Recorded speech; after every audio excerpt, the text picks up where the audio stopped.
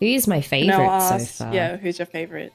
I was pretty strong on the Akane train before the last watch party and after the last watch party. So up until episode 6, I'm still very much on the Akane train, even though she has such a murderous aura about her and a very scary, ambitious drive. But I just she's a supportive girlfriend, super and creepy girlfriend. killer girlfriend vibes. But I think that just made me like her even more. You like the killer girlfriend because vibe. yes, well, one, because I don't have to date her, but two, I think it just adds so much more depth to her character. I think I said that last time. I love that we're peeling her like an onion and discovering the hidden desires deep in her heart. Canel's like Hoshiyomi's built different. Yeah, you know what? Exactly. I feel like, you know how we watched some GTA clips of Suisei going around just running people over and being like, I'm lonely. Get into my car and I promise I won't murder you. I think that's why Hoshiyomis are drawn to her. Honestly, I feel like she embodies a psychopathic tendencies. Right, but within a very contained, classy container. So I think that's the appeal of Suisei and now Akane. So that's why she's still my favorite. What are your guys' favorites? I mean, I've always liked Kana because she's funny. Is it also because you know more than I do at the moment? Or did you like her at this point already?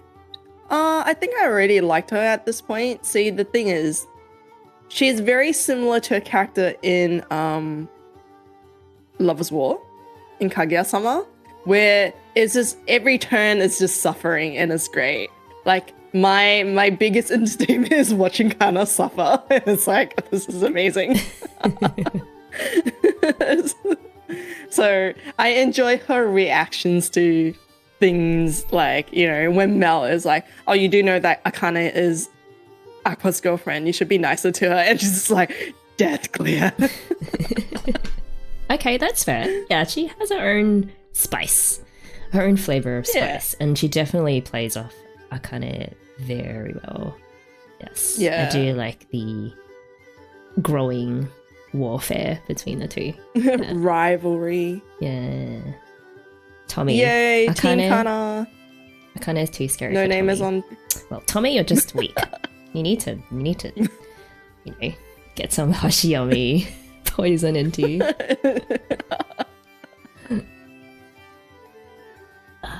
Memcho for the win, says Woj. Ooh. We haven't. Nice pick. I'm assuming Memcho is a later arc, or was that the season 1 arc that we got for her, like the whole online idol. It was very brief though. In season 1, it was more like after the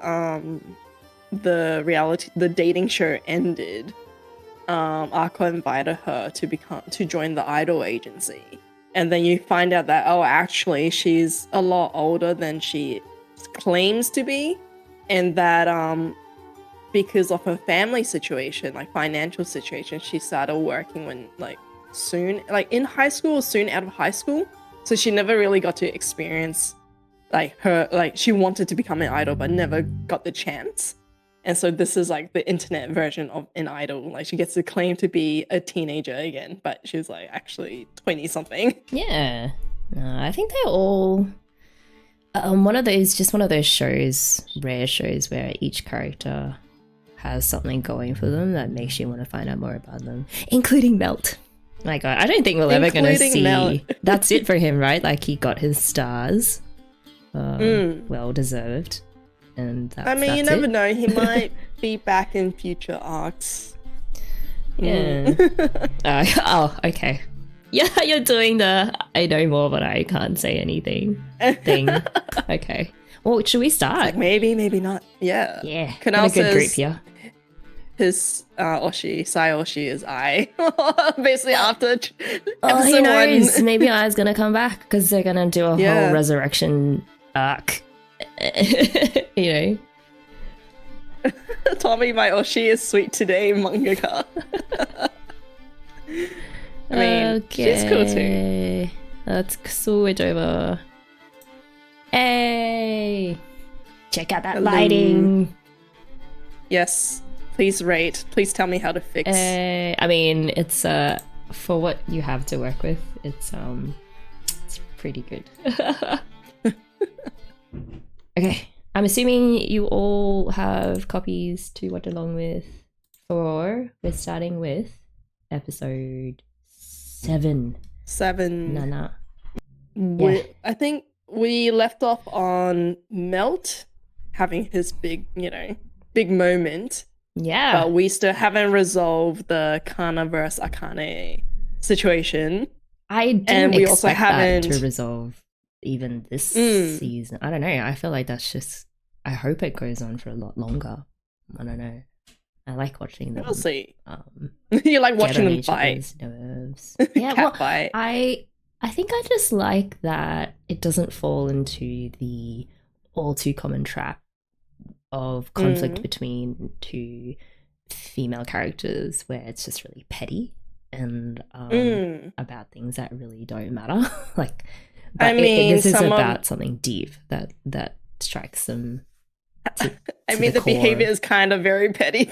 The behavior is petty, but it's sourced from some deeper beliefs about what acting is and their whole character, even they build their personalities on, I guess. So I like that. Yeah. No, it's good. Okay. You guys are good? If so, I'm going to do a countdown. Okay. That's episode 7 in 3, 2, 1. Play.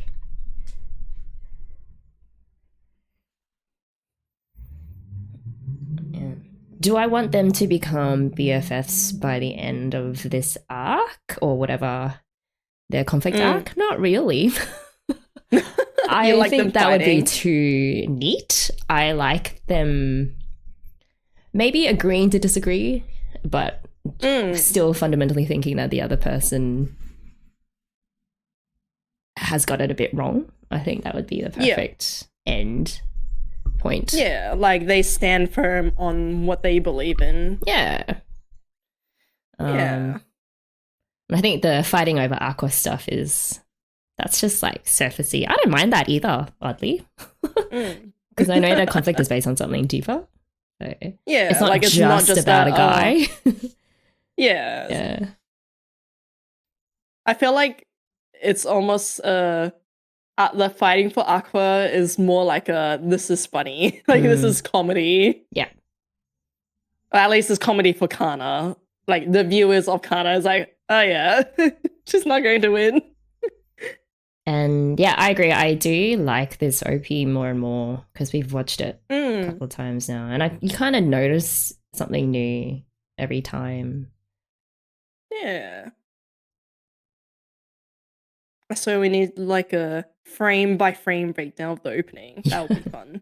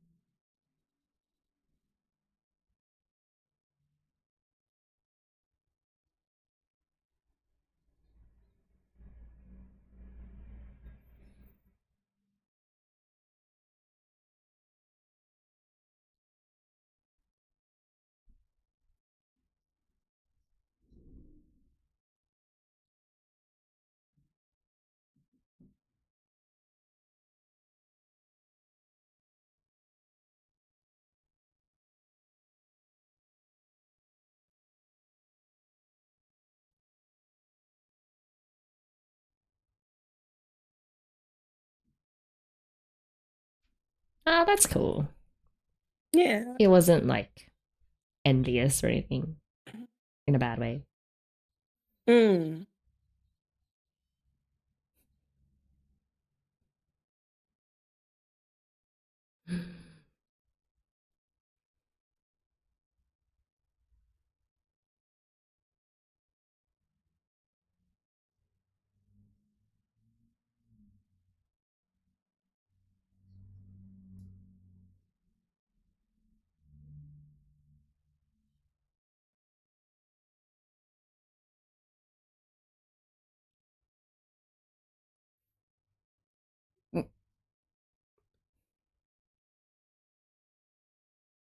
Are they even human? I thought they're No, like they're Oni. Oni. Yeah. Yeah. Yeah. Oof, that shot. Ooh. The colors look so See, she cool. doesn't even have to speak. Mm. Just like aura.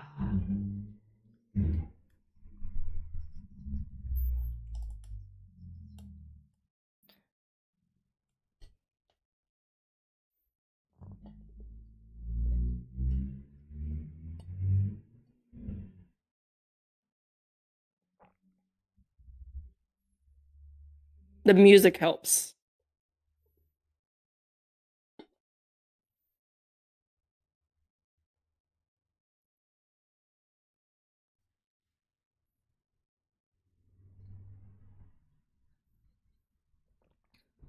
Eh. Voice change.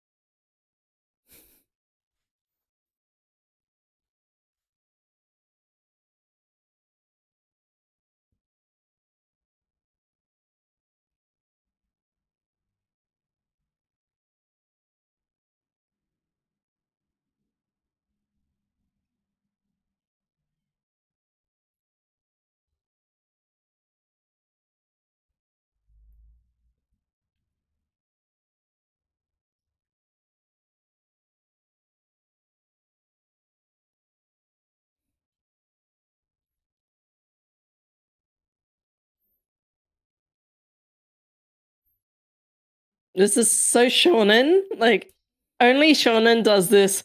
Oh, well, separate into smaller groups to fight enemies so you can have like a one-on-one or a two-on-two, where it would make more sense if you just overpower them in the whole group, right? If you go like 10 versus 2, you're just gonna immediately beat them.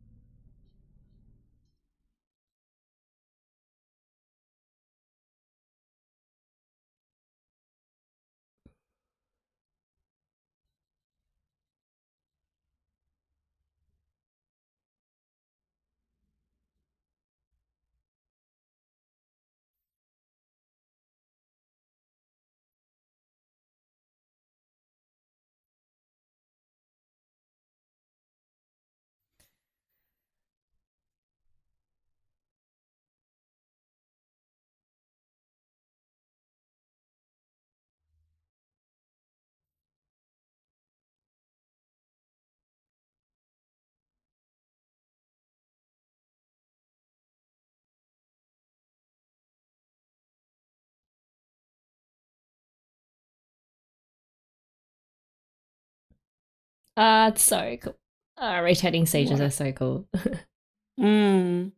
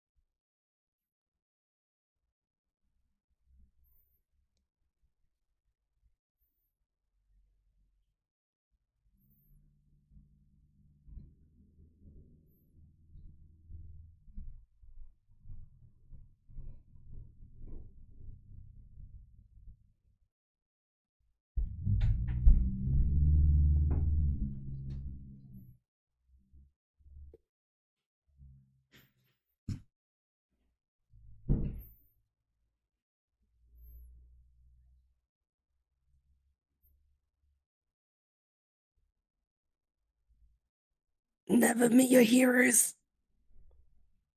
I mean, I want to know what went wrong though. I mean, do you remember what Kana was like when An she first met asshole? Aqua? Yeah.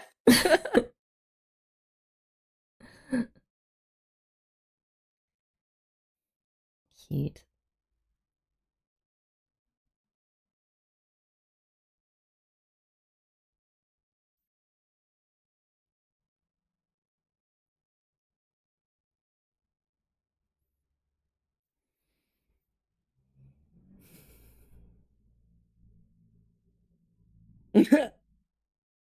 Aqua don't care. Fast forward Aqua's parts. Yeah. It's like, no, rewind.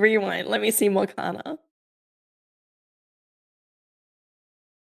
Oh man. Ooh, when you start getting their haircut. I mean, she's a I child. know.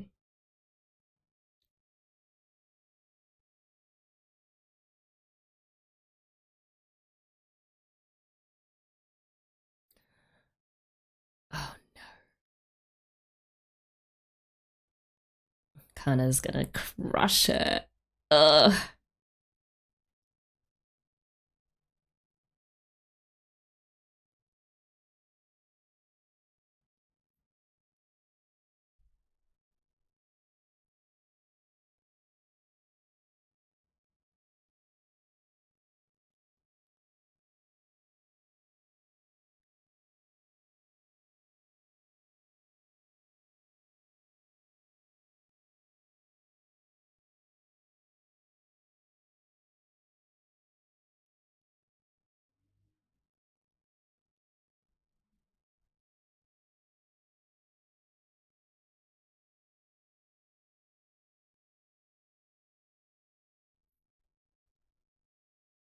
Don't just walk away. It's like detonated a nuclear bomb and was like, bye.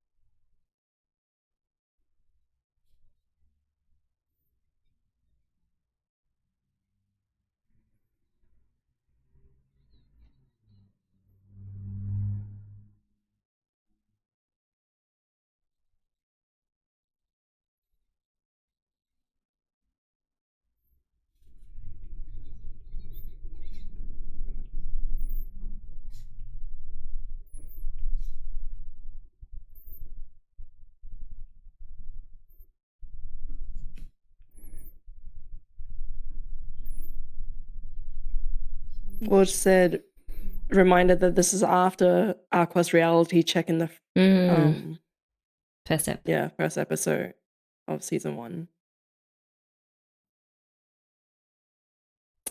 Because she's also been damaged by the industry. Mm-hmm.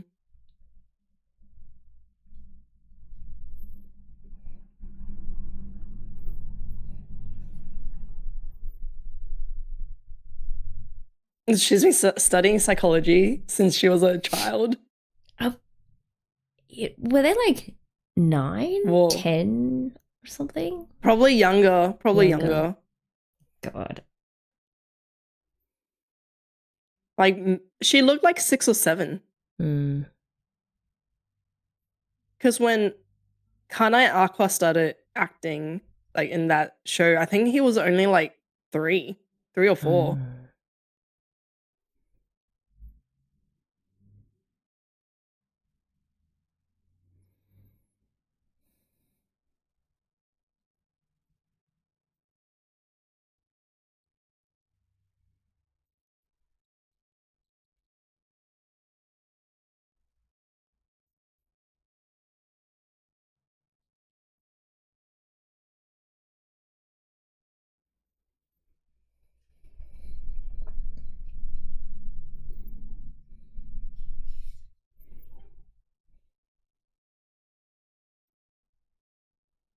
Oh my god. Ooh, damn. Scary. The music, oh my god. It was like music swelling and it was like, bam, silence. That was great.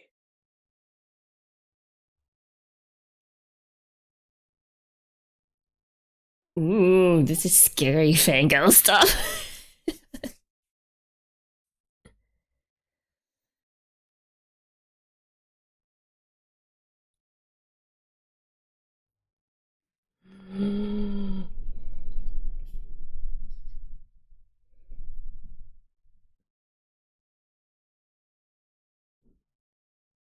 What if she's right?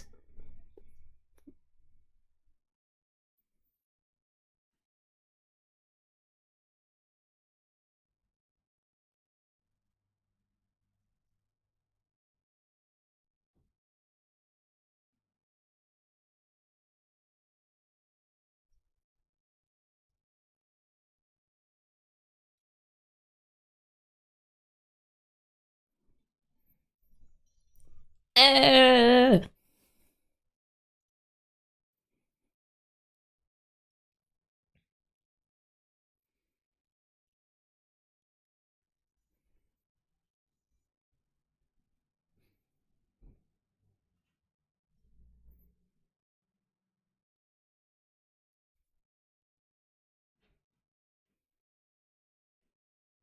ooh.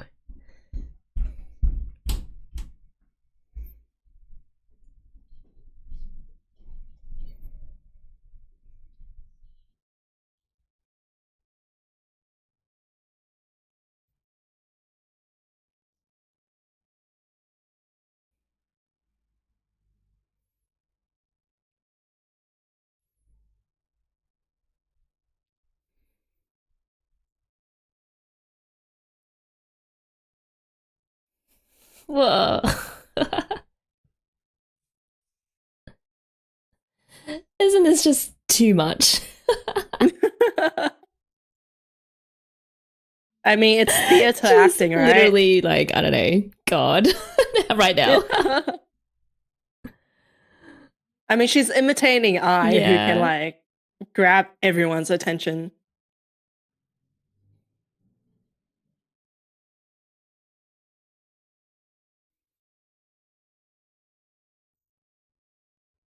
Oh no.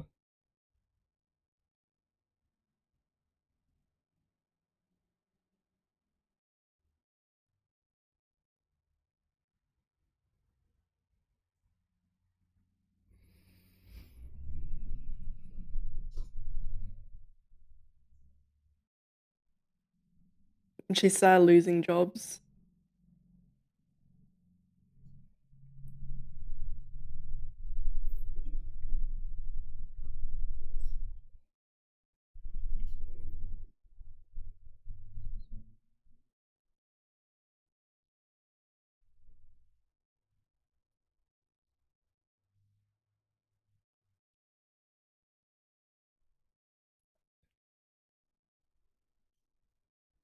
Mm.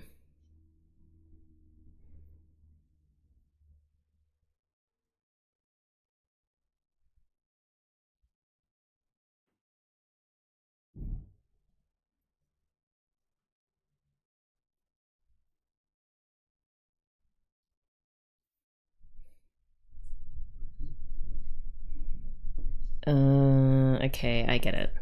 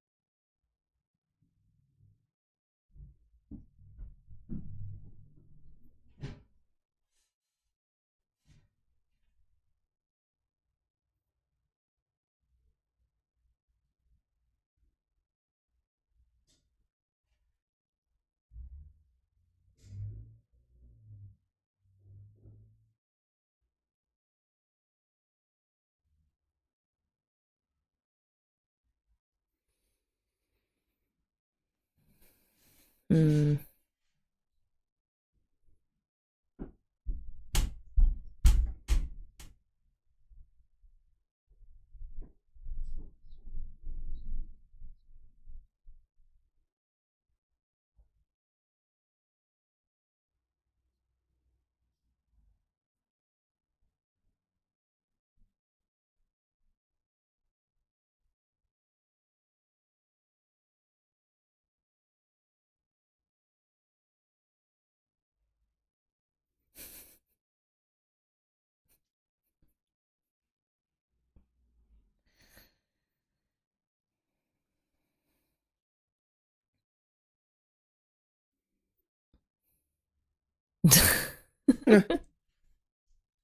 It's so...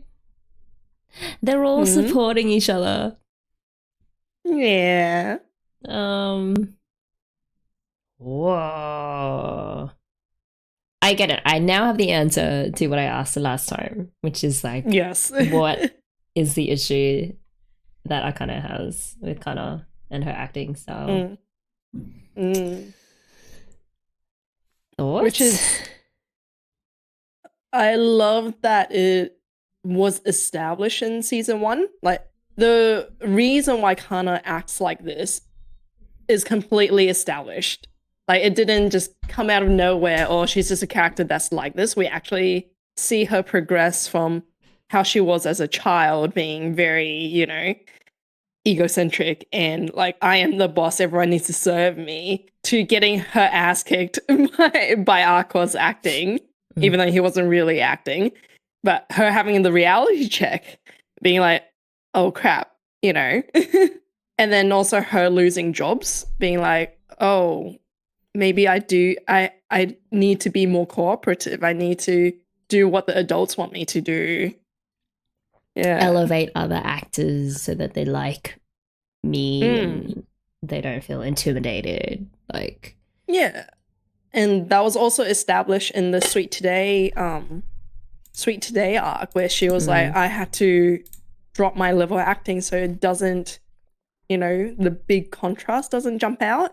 And so her method, that's why when you asked me, it's like, oh, have we established what Kana's acting was? I was like, technically yes, but they never outright said what exactly it was. But if you think, like, after this episode, you think back to how season 1 developed, they actually did explain like what kind of acting she does. Yeah. Yeah. So basically, okay, the whole scene between young Akane and young Kana, Mm. So at that age, Kana has already pretty much been like digested and spit up and chewed out by the industry already. Yeah. At the age of like who knows, like 6, 7. Yeah, it just reminds me of like the whole dark underbelly of, you know, child actors and sort of basically it's like 50-50 chance whether you come out psychologically okay or not. Actually, it's probably less than that. Like, yeah. Yeah. So I don't know. I really enjoyed how, like, I kind of, because, you know, on one level, it's like her young self was kind of struck or just really disappointed in the fact that Kana seemed to be the kind of actor who was like, whatever, they hold sham auditions. It's all a farce. Like, of course, they'd use the best known actor, and I don't really give a shit.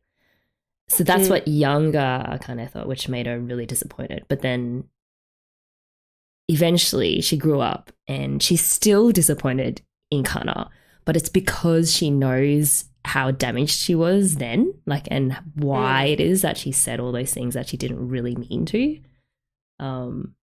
I don't think she, but I don't think she believed that Kana. Like, I don't think she believed Kana's words. No, I mean, I think when she was younger, like in that moment, young Akane probably did, right? It was only because she immediately. Wait, let me scroll back. I felt like she pretty much was already like, why would you say that? And then started diving into reading psychology. Exactly. So that's what I mean. Like, she initially, when she first heard those words, she was like, I can't believe she's actually like this. Like, my idol is actually this horrible, like, pessimistic person that doesn't believe in true acting. But then when she started looking into it and thinking about it, she's like, actually, those are the words of someone who's been deeply hurt by an industry and by adults who have been pressing on her all of these demands and expectations and trying to mold her into someone that she's not. I would have thought it's the other way around. I think it's that because she doesn't believe that she would say those things, and that's why she wants to find out why she would say those things. Like, not so much she, like, I would say that it's more disbelief. Like, why would she look into it if she believed it? It's because she doesn't believe Kana's words, and that's why she would hunt for the reason why she would say those words. I kind of thought it's just because she grew up. Like, because she was still a kid. That scene when she's looking into books, you kind of see her getting older and older, Akane. Like, when she first went to look for books, she was still a kid. She was, but then you see her grow into like a teenager, and then, well, she is still a teenager. But I think it's like more the... Yeah, sorry, you go. I feel like she slowly grew to understand why Kana said those things on a much deeper level. And I feel like that experience, that knowledge only comes as you yourself mature as well. That's what I mean. I agree with the latter half. I just think the premise of her diving into researching is more because she doesn't believe in her words rather than she believe in her words. Yeah, that could be true. Or maybe it's just because she's so, like, shocked. She's like, what? I don't know. I feel like it's more believable that you will question, right? You will search for an answer because you don't believe it. Yeah. Like, why would she say this? Like, she's not someone that would say this, so why would she say this? Because you don't believe that they would say it, right? Yeah, I guess so.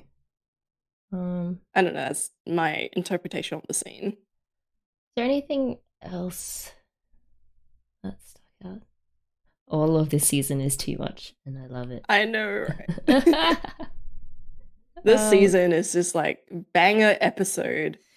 That scene where it, like, music cuts out and just like the music was like swelling up as everything felt wholesome, and it immediately cuts to like Kana and Akane facing each other. Oh man, that was such a scary moment.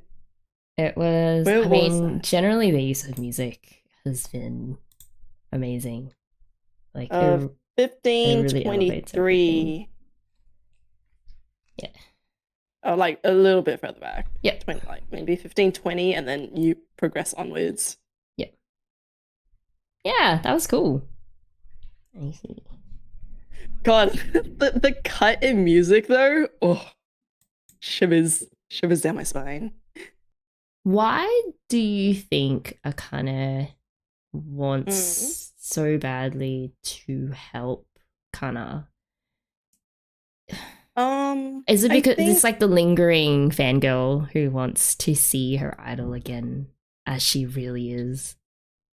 I think it's that, but also as a you know how when you watch shows where there's like rivalry or competition, right? It's always the I want to beat you at your peak to demonstrate that I actually can beat you. And also she is her fan. I agree. Yes. Like I think there's like two separate components. One is Akane being Kana's like biggest fangirl. Being like, I want to see her shine the way she does back then. But then also the competitive side, which is if I'm going to beat her in acting, then I want to beat her at her best. Yep. Yeah, that makes sense.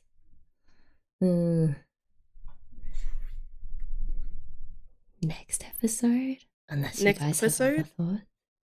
I just want to see what happens. Yeah, scrolling through. Yeah, the Disney moment. I like the choice of colors. Like, I think as someone who read the manga, they really enhanced this arc. I mean, they enhanced like every arc, but like this arc was already great in the manga, but they brought it to a new level with the colors, the music, the animation. Like, yep. Yeah. It's like leveraging the medium to the max.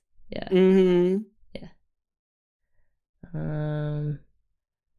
I like that they can lean into the ultra dramatic parallels between the play and the character's story. It's a very neat way of storytelling. Yeah. Basically, it's the continuation of the parallels that we got. Well, basically every single character is playing a character in the play that has things that they are personally dealing with as well. Which is crazy. Yeah. What's Aqua's deal then? Just like learning to be a human again. That's his parallel storyline. That's his parallel, right? He got called out. It's like, where's your human side? Yeah. But and it's like, fair, nope. like, you know, they've all suffered things that have put them where they are now, like psychologically, and that's why there's a show. Yeah, I mean, his biggest scene, Aqua's biggest scene, is the emotional acting part, right? So that is the parallel that he has to get over. He needs to not suppress his emotions all the time. Yeah. If Suisei starts singing and I had the chance I'd do anything to see her sing with passion again. That is basically a kind of it's so okay. Suisei, again, not my fault that we went on a Suisei tangent, but from what I know, like I know that she's very passionate about singing, obviously, because she's been putting out so much stuff musically and all that.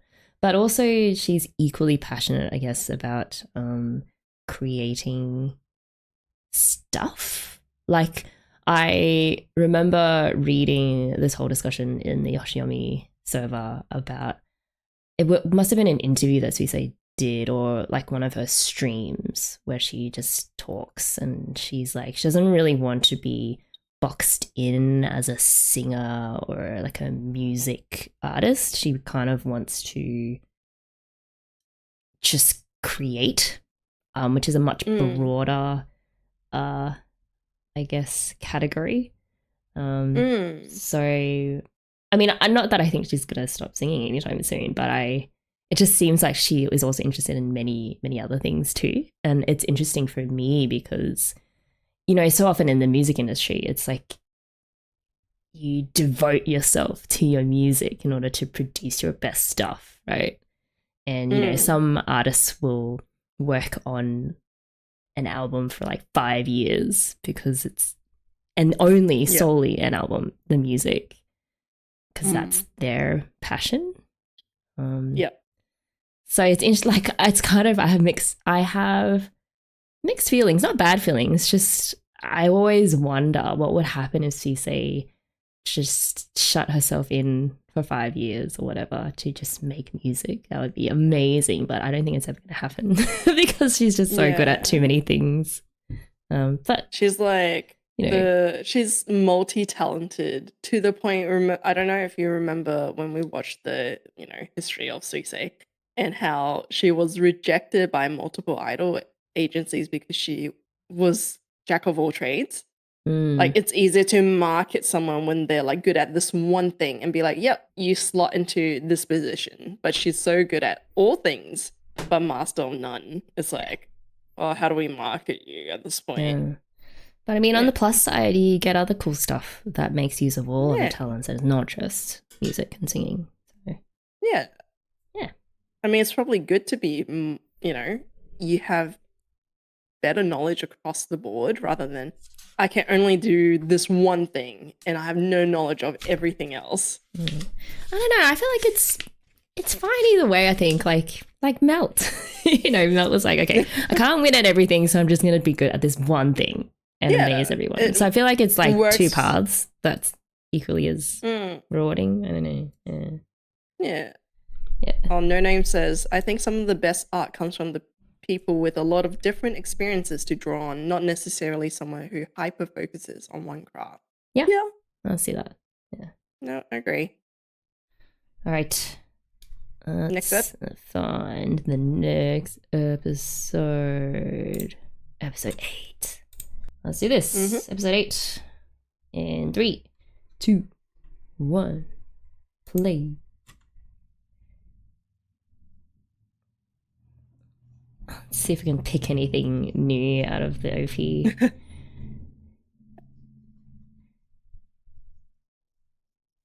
Yeah, they...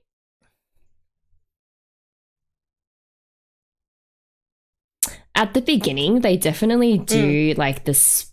So the guy singing, but there's also like a spoken overtone layered on top of that. So it's kind of like, it gives it like a creepy-ish tone. Definitely lines up well with like the head and the voice. Not head and the voice, but that's the other way around. Like voice and the head, sorry. Kind of vibes that Arco has. Yeah. Is there manga readings of Among Us? Yes, me. I think Tommy as well. Tommy, you've read the manga. Tommy as well.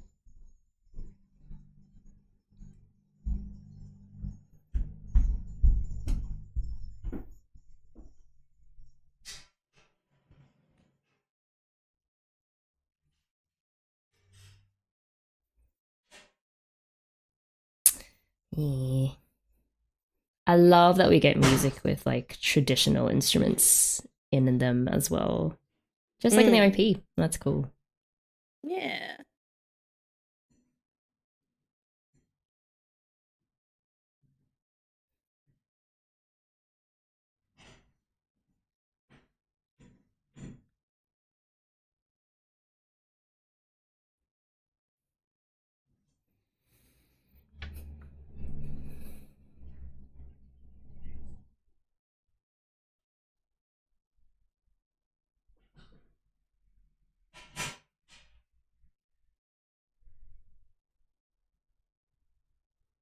Kana, no.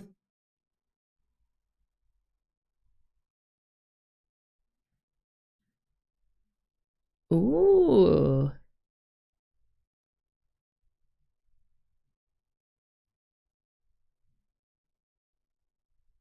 That's a viola there. I was about to ask. It's a viola. That was a viola. That's super interesting choice. Because violas, they have this reputation of taking the back seat. Yeah. Nice. Yep.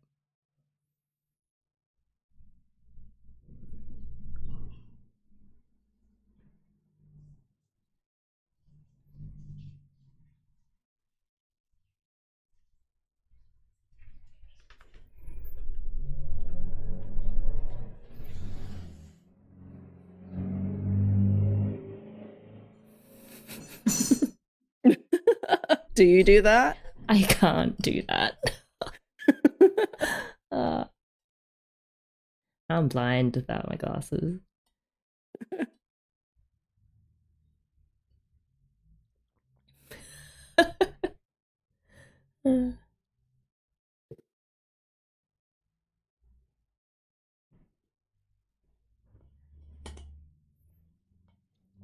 Interesting.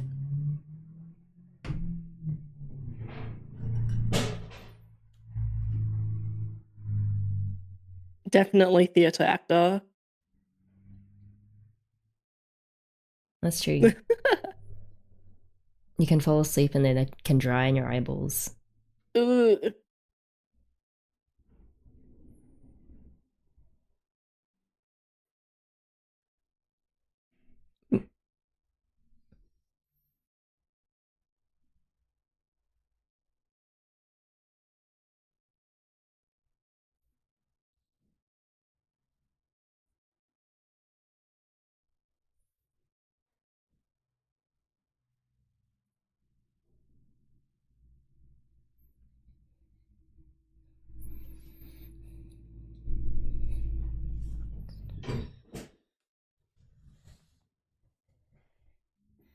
I love how they're all just dragging each other up. Mm.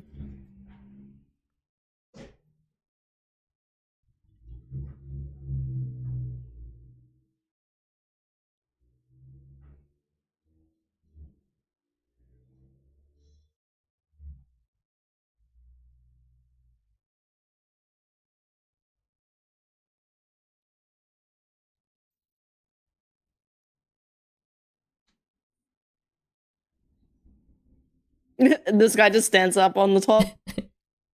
I like his voice.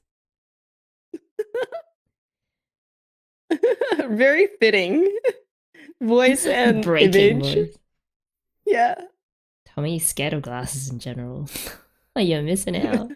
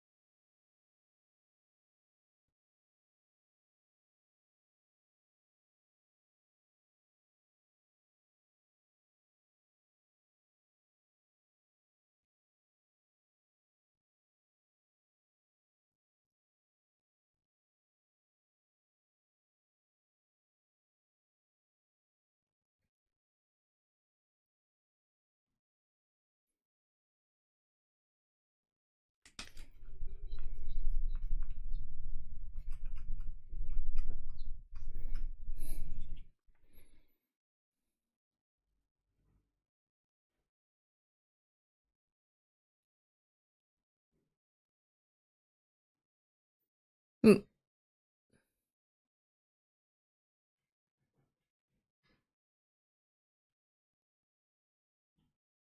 I love the brass back then.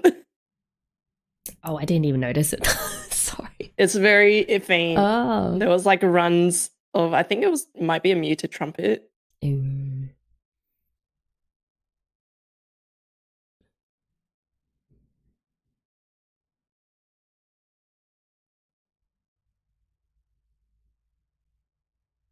Mm.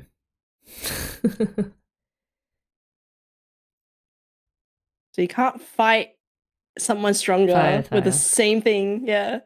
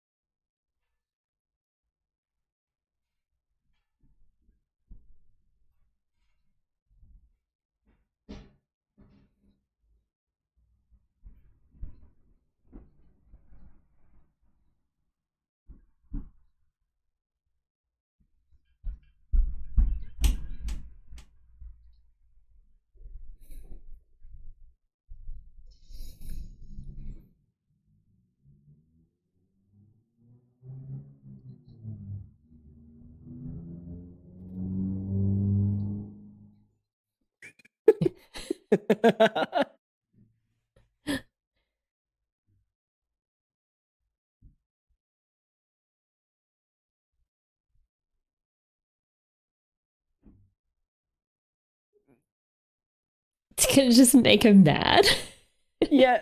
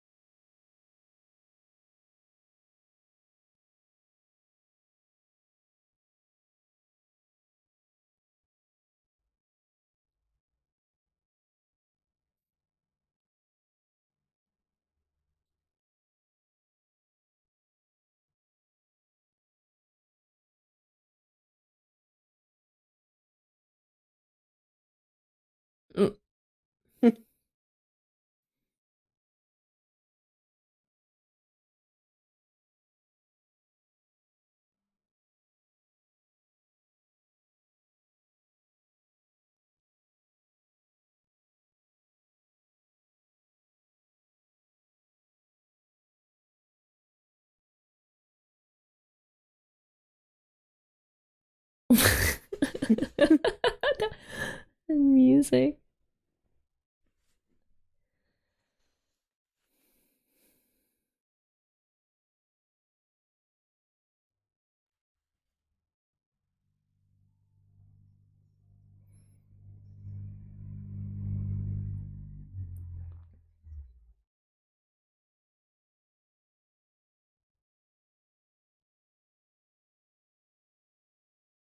I love how that all happens in like a split second in their minds.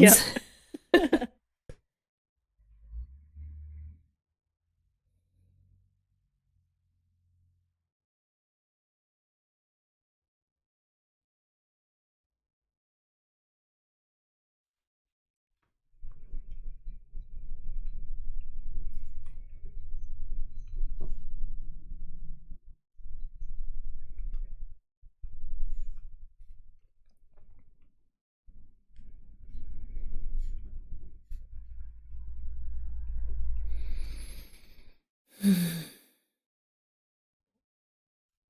Why do I feel like this is going to take a really dark turn?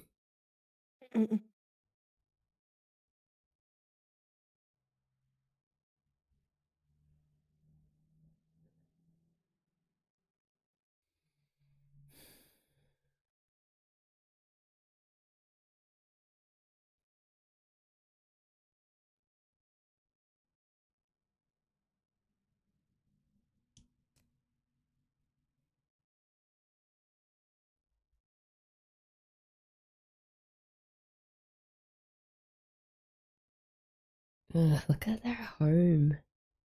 Mm.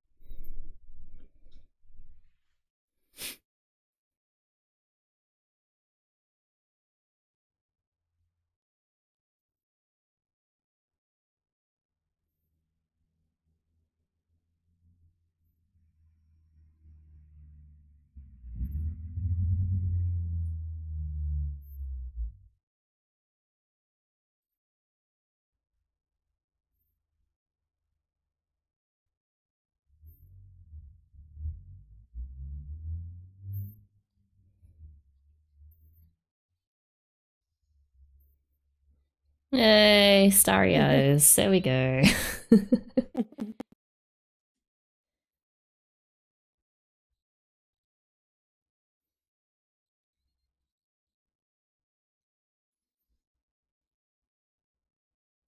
Oh, we get another one of these. Impressionist art break. Mm.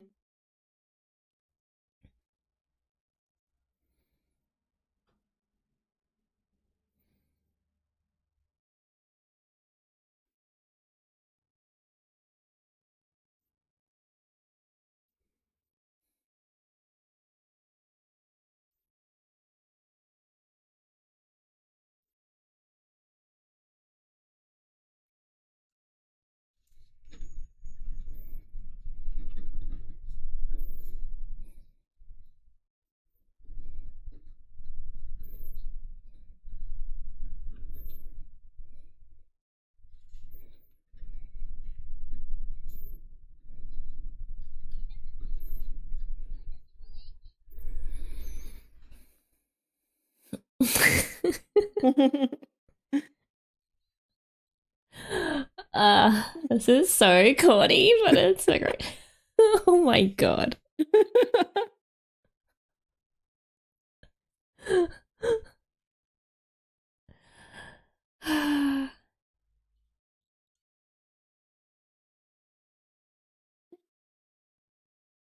Akane is Kata's biggest fangirl. Yep.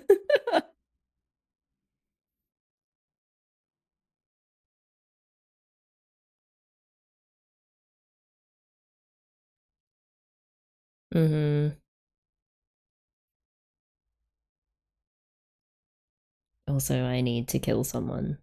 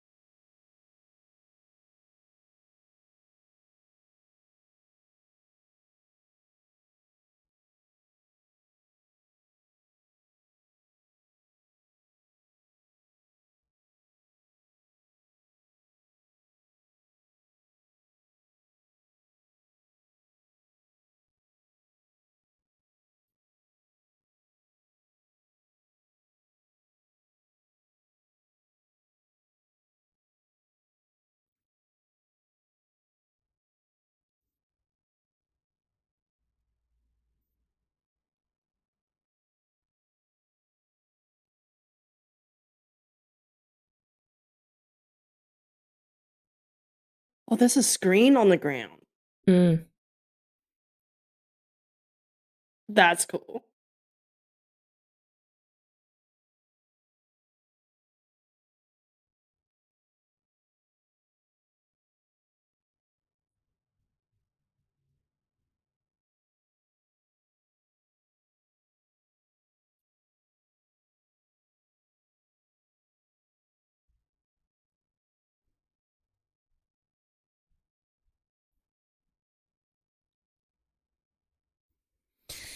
Oh no.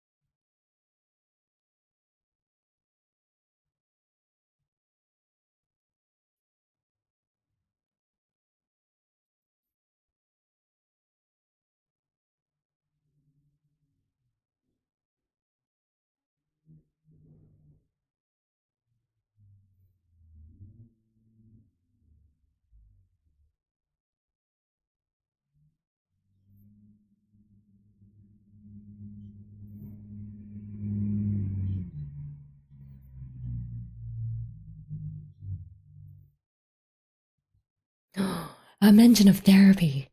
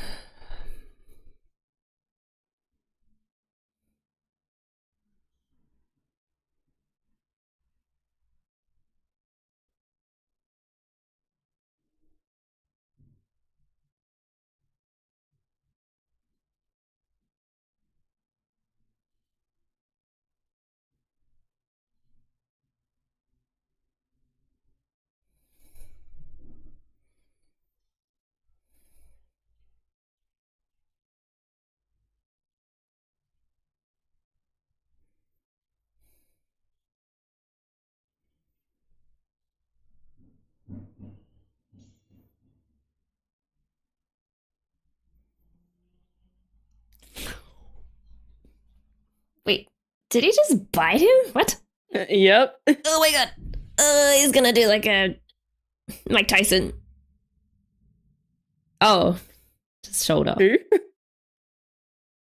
I don't know Who's if I Mike got Tyson? the. I don't know if I got the name of the boxer. The boxer who bit someone's ear off. Oh, what?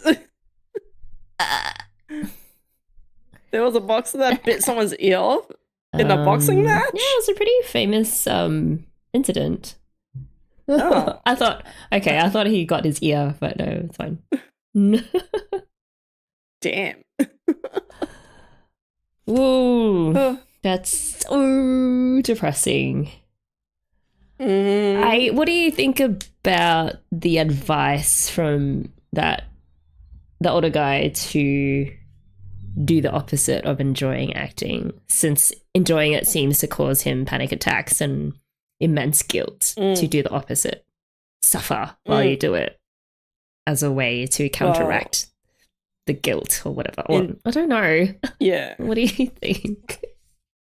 I mean, I feel like I don't have enough knowledge of acting to know if that works or not, but I guess it's like, well, if you can't enjoy it, we try the opposite direction and see how you go. Yeah. Good short-term solution, Forge. Yeah, I mean, I am, it was the same adult who mentioned therapy, and it's not his fault if Aqua's like flicks him off. You can't force someone to go to therapy.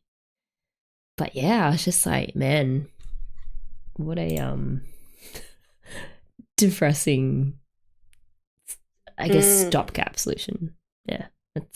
Yeah, it ultimately will make you feel even worse. I don't know, it just doesn't seem like a way to solve anything. Like, it's it'll just be so draining. Coping mechanism. Yeah, it's coping.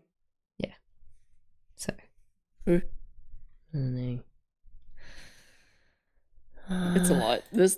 A lot happened in this episode. Like, even the first half was about like Kana's mum, putting pressure on her, right? It's the I want my children to be a mini me and have them fulfill the dreams that I never got to fulfill. That is like the worst thing you can do on a child. I mean, it's not the worst thing, but it's one of the worst things, that you set them up with this expectation of them having to succeed, because if they failed, it's like you failed, and then you put more pressure on them. Yeah. And it's just like, oh. Like learning what was at stake for Kana if she didn't survive as an actor in the industry was a bit heartbreaking. Like, it was a real contrast to Akane's parents. Like, Akane's parents, they're very and even just looking at their houses, like Akane's house looked really nice and spacey and very organized. And then supportive parents. Right, supportive parents, like, well, why don't you try acting? They didn't seem like the kind of parents who would totally abandon her if she failed. It was just like, oh, that's okay, you know, just see if you like it or not. Whereas Kana's mom, and very troubled family, obviously, like her dad, you know, not being great either. And just a house full of garbage because her mom's so focused on getting her daughter into things. Yeah, just neglect, really. Yeah, so it makes sense why Kana needed to fit in terms of her acting. Yeah. Because she has so much more to lose compared to Akane. You know, I really feel like Akane comes from a position of privilege. Like, and so there's that to consider. Yeah. Yeah. Yeah, because you can't take big risks as much if you have a lot to lose, basically. Yeah. What else? I was gonna say it's like Hamilton and Burr, but anyway. Oh. E.Burr.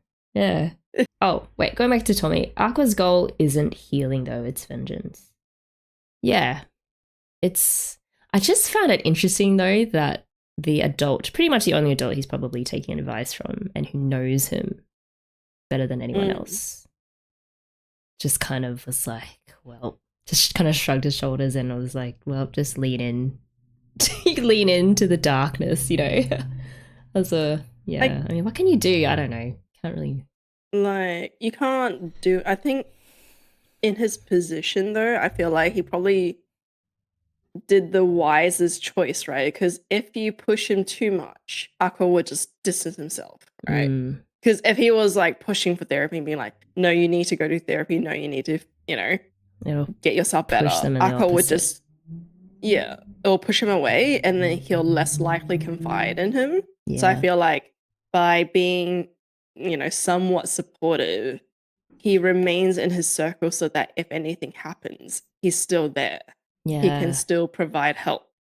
Yeah, true. It was so weird during that scene because he also, like, that adult knows that he is gunning for revenge of some kind. My mind just fast forwarded to, like, after Aqua's murdered the murderer of I, you know, at his murder trial, and they're just like trying to figure out, okay, were there any accomplices? You know, did anyone encourage like Aqua to go down this path, and like, who, you know, the adults in his life? And I was like, man, that's a really dark thought. I don't know, it's weird. Like, you know, I'm just trying to pin down, like, practically, if someone in your life is like, I am devoting my life to getting revenge on this person.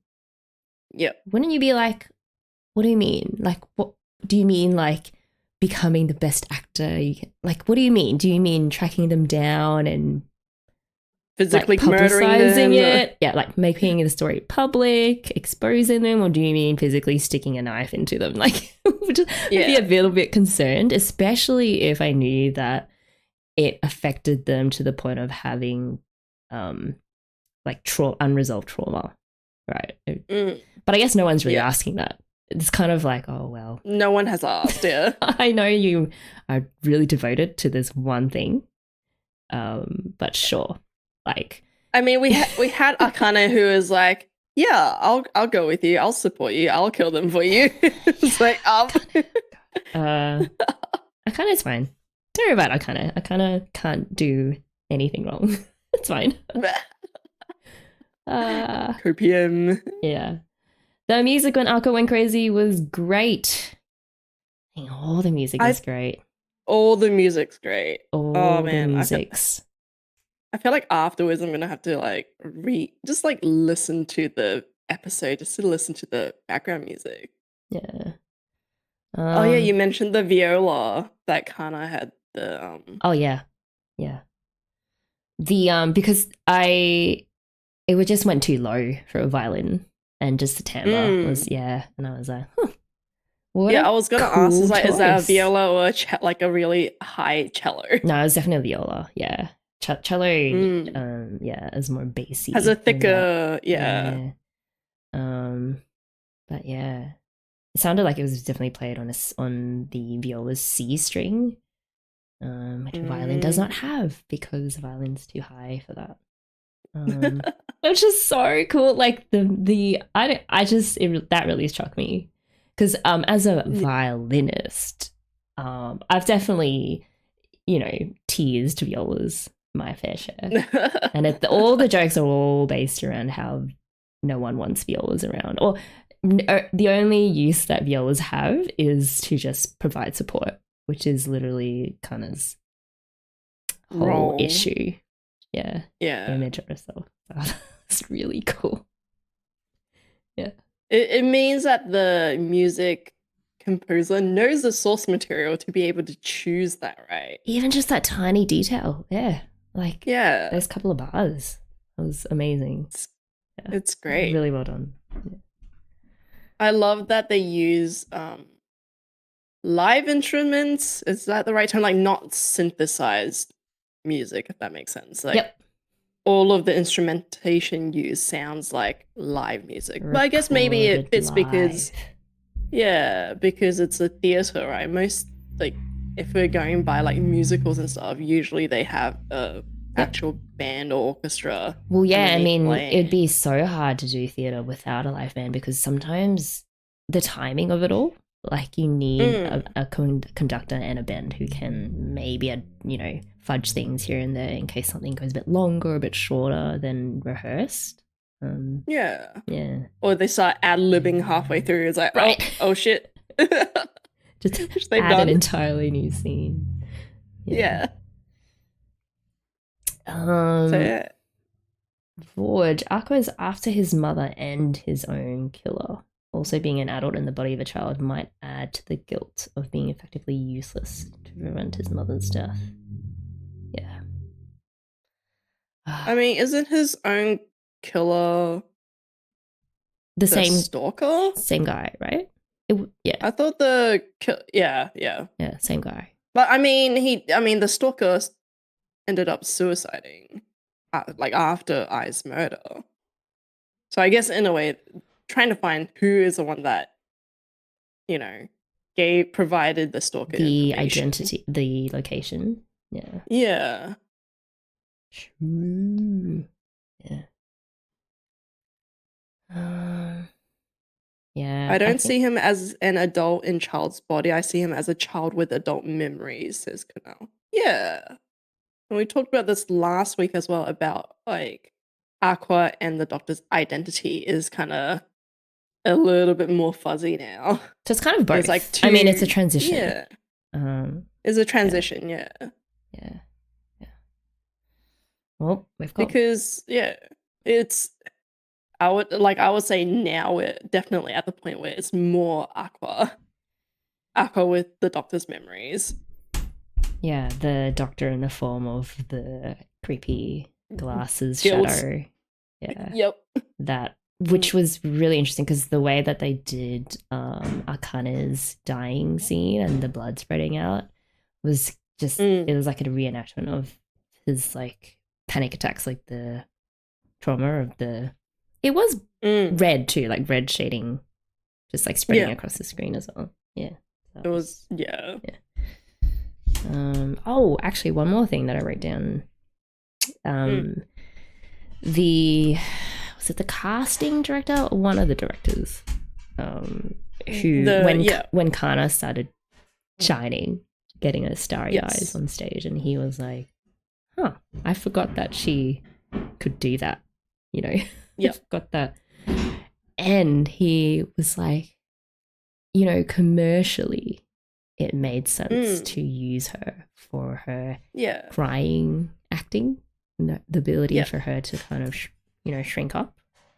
But actually, she can also do this other thing, and that's really the thing that made her famous in the first place. Her ability to act however she wanted, according to her instincts. Yeah. Yeah. So adults suck. Yeah, adults suck, and adults in the industry suck even more. Yeah. People in the industry who basically take advantage of kids, including parents who take advantage of kids. Oh my god, that reminds me of so not so much entertainment industry, but kind of adjacent, which is like family v bloggers, like YouTube bloggers. Oh, I remember following the 8 Passengers story. I don't watch any of their videos. I didn't know who they were until the news broke out about how much like child abuse that happened in that family. It was insane. It was actually insane, where basically the parents, pretty much just film their kids without their consent, or force them to act a certain way for them to, promote their channel. And it's the one in the RV. What's RV? Did they live in an RV? Like a van? No, I don't think so. No, they eventually moved to like a more secluded area, and the boy managed to escape and run to the neighbor's house to get help. And that's when they notified the police, because like tape around his wrists and his ankles that were like festering with pus. It was like really bad. There's a lot of there's a lot of family channels that's kind of like, because the kids are growing up now, right? So they're finally coming out to be like, I was exploited. Like they can finally have a voice to explain their experience and be like, actually, my parents were shit. Yeah. Yeah. It's just so sad. That reminds me of, because I was following the developments, at least in law, as to what rights kids have when they grow up, or anytime really, to get their parents to stop posting stuff about them. Because that is definitely an area of law, at least here in Australia, I don't know about other jurisdictions, that just hasn't kept up with obviously the rise in this sort of stuff on socials. So and I don't see like, it like developing fast the enough. Internet. Yeah, it's like, who's regulating this, right? Yeah. And it's hard, because there's going to be situations where you go, well, it's convenient for me to share photos of my kids with my family. Like, oh, I want to pass on these photos to their grandparents. Like, what's the easier way? Is just like send it over the internet, or you post it online, and then everyone in your family can see. But again, the downside is, how private is it? How confidential is it? Who can get access to that? And whatever spreads. Yeah. Somehow we always go back to like very depressing topics in our Oshinoko. That's what Oshinoko is all about. I mean, other than the bright moments, like when they find moments of personal triumph, those are the bright spots, and like literally bright on the screen, and then everything else is just exploitation, depression, murder, vengeance. Yeah. Basically everyone needing therapy because they all have mental health issues. Yeah. It's kind of was great. Kind of was the shining moment in this episode. Yeah, I wonder okay, just one last thing about the Kana versus Akane thing. So when Akane jumped in front of Aqua acting to save him and was killed, she was like, I wanted to win. Does that mean that she in her mind lost that moment to I think so, Kana? Like she was like, I in this moment I wasn't able to outshine her, but next time, like she's happy about it, but also is like she knows that she has the fight on now. Yes. Yeah. So it wasn't a lose situation, a lose. Yeah. Okay. Let me see what she says. I'm pretty sure she yeah, she just says this is the kind of that I want to outshine. Yeah. But I think she hasn't done it yet.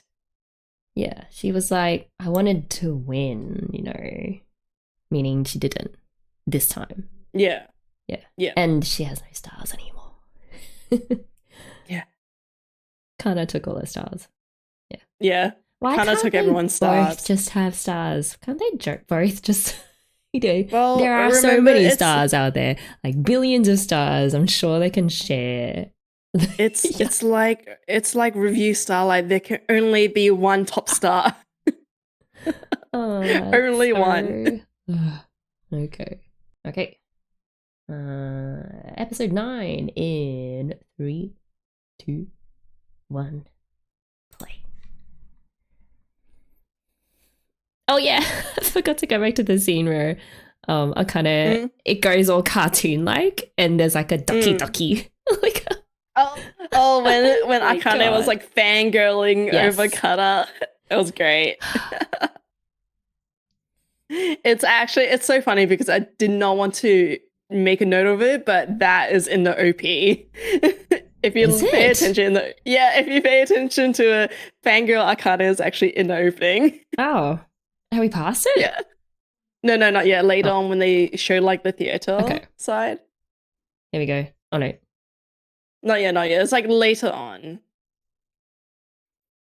Did you figure out who that third hand is? No, I haven't. We need to sit down properly so I can like figure things out.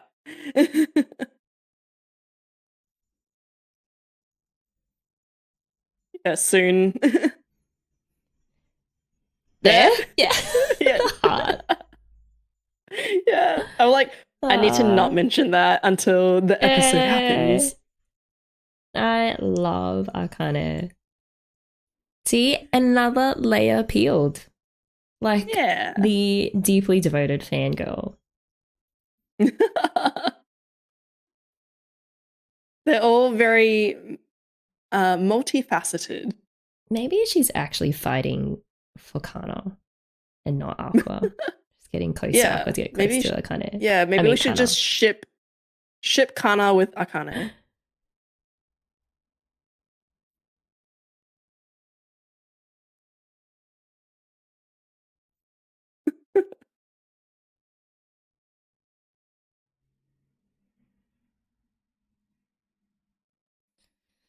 It's been so long since we've seen I.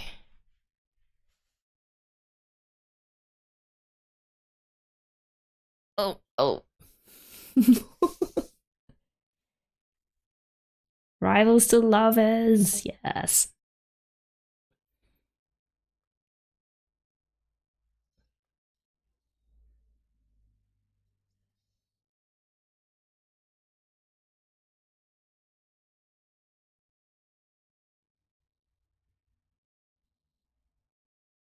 Ooh, can he pull himself back? I feel like he might actually murder someone.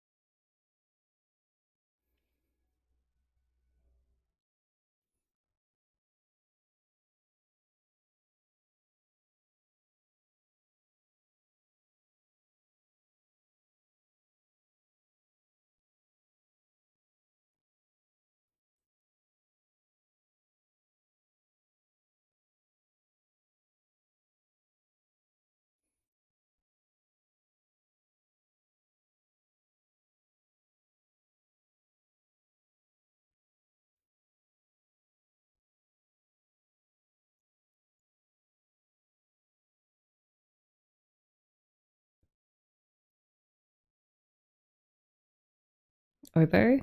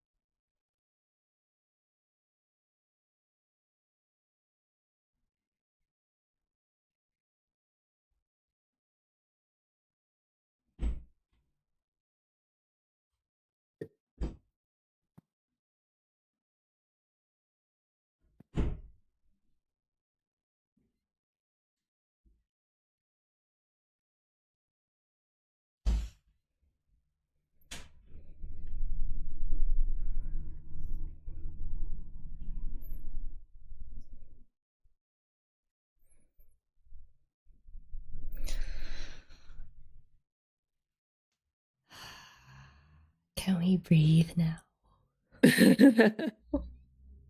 That's the OSC that played when I died. Ugh.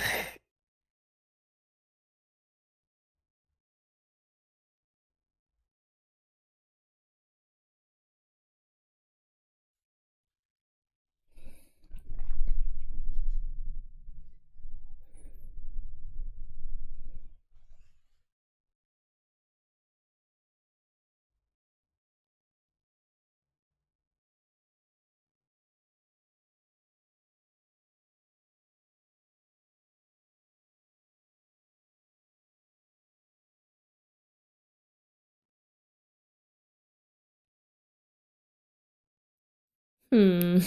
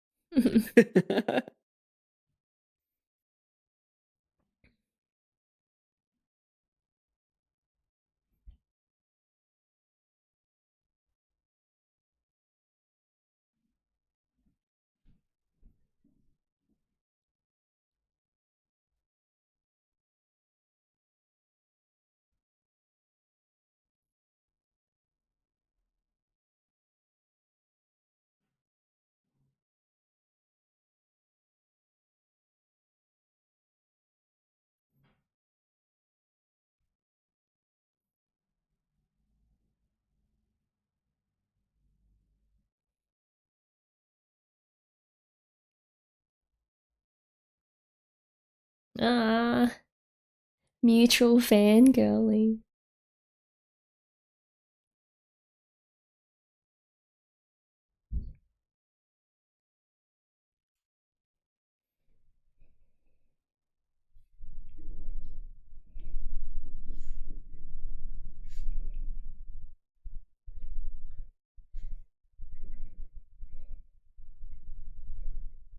See, they respect each other's talents.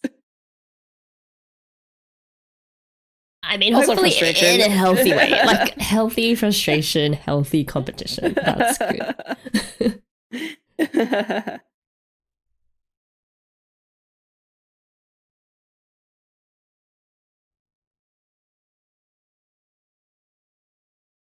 Ugh, adults. Mm.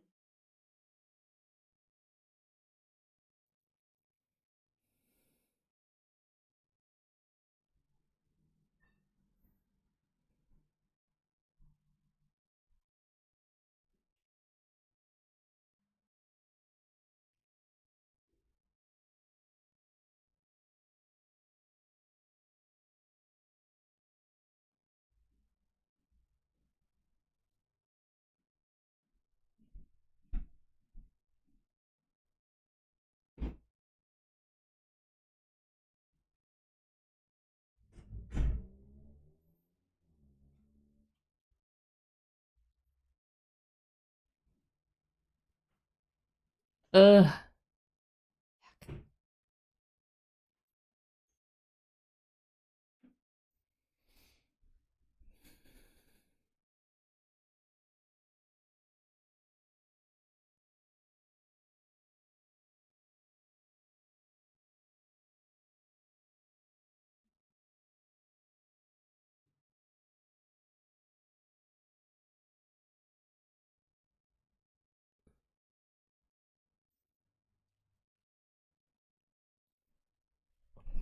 Mm.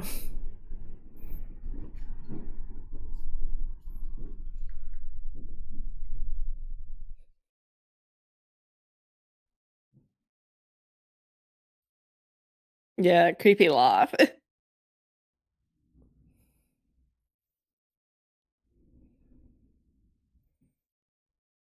like they're talking about horses, like Yeah. at the races. Yeah, they're betting who's gonna do better.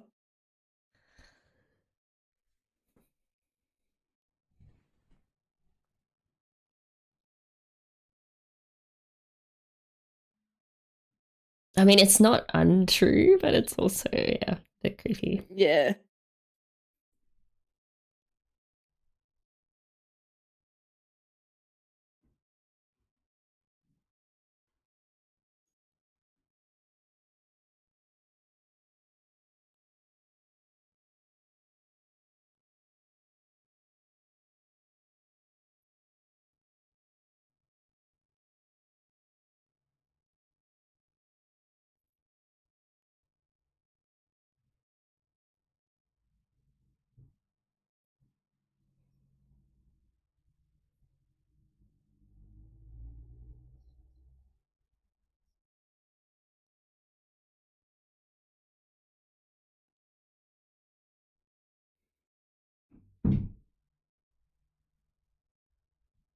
Oh no.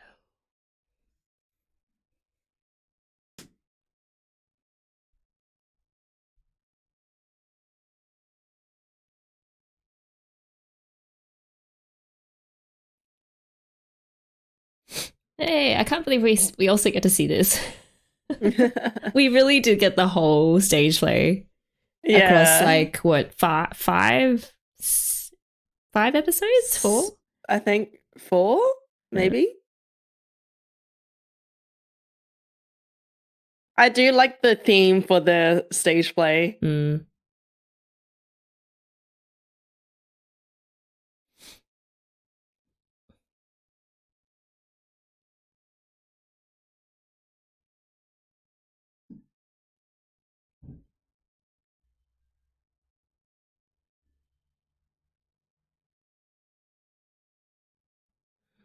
I can't hear. I'd be that annoying fan, like yelling out, You I can't hear. Yeah, I kind of fangirl.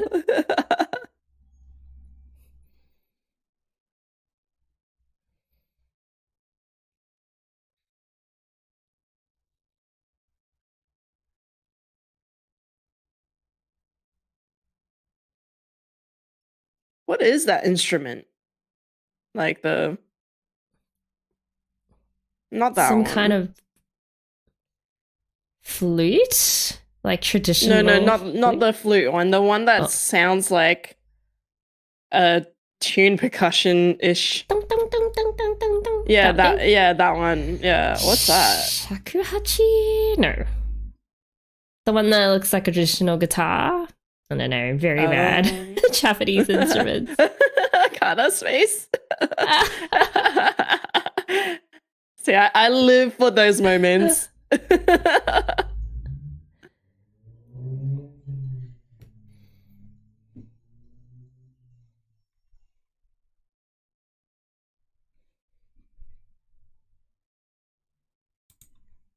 Oh, Abiko. Hey. Who was sitting in between them? I don't know. Maybe there wasn't anyone sitting in between them.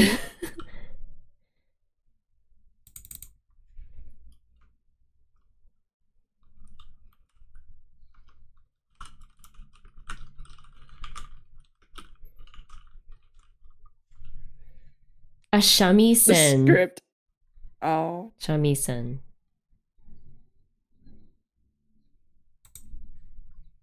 Yep, shamisen. You're right, Borge.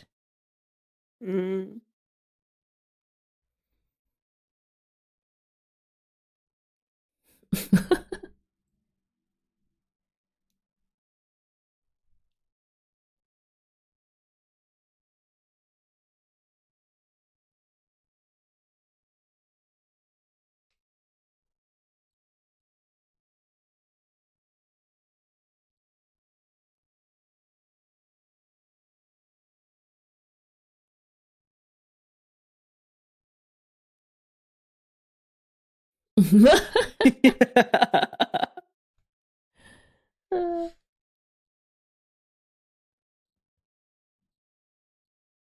Ginger ale.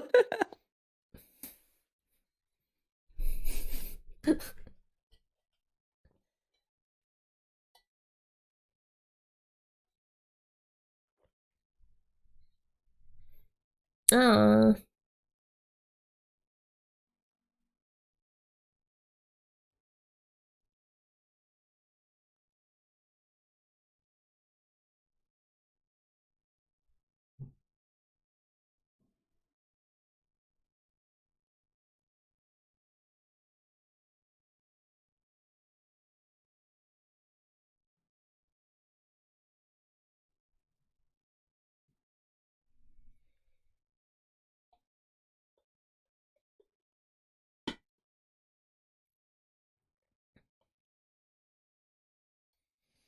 Does he know already? Know what? The identity of, like, his father? No. I think not at this point, right? Mm. Because he's trying to find out.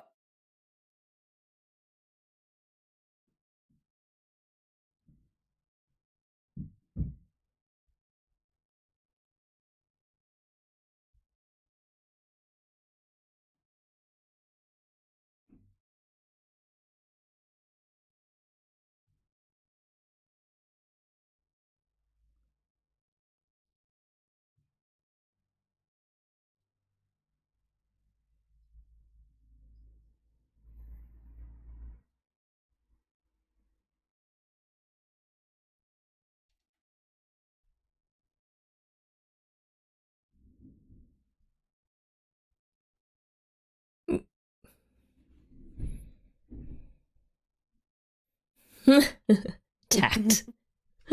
Get them drunk first. Yep. Oh no. Wild chicken whiskey. Chicken. That sounds gross.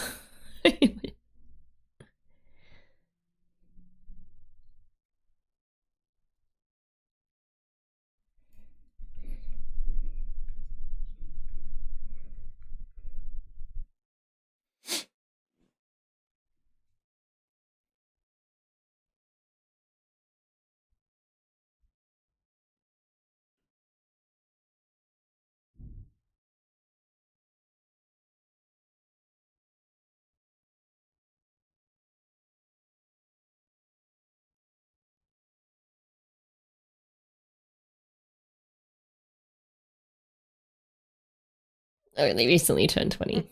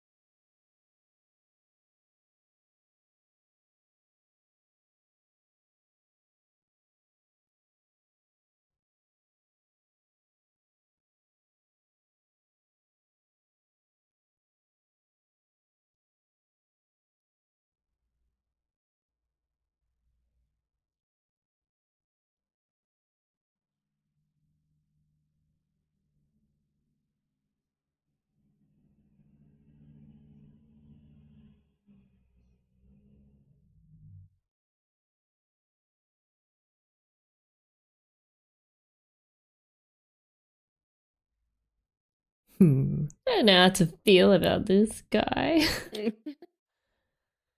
I mean, he is part of the industry full of exploitative people. Yeah.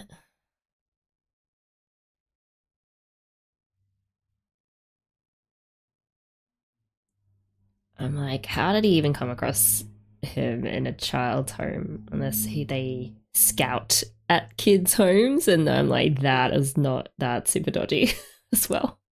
I thought it was after he came out of the kids' home that he was scouted. Okay. I don't know. I'll have to go back and I was like, made it sound like it was while he was at the kids' home. Oh.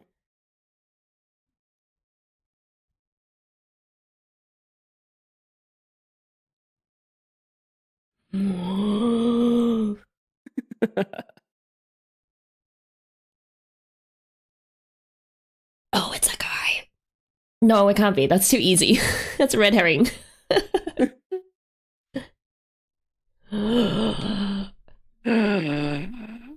Oh god. It's like an entire like there's probably hundreds of them out there. Maybe. Oh my god. I just get like dirty feelings whenever like we focus on the adults talking about how the industry just is.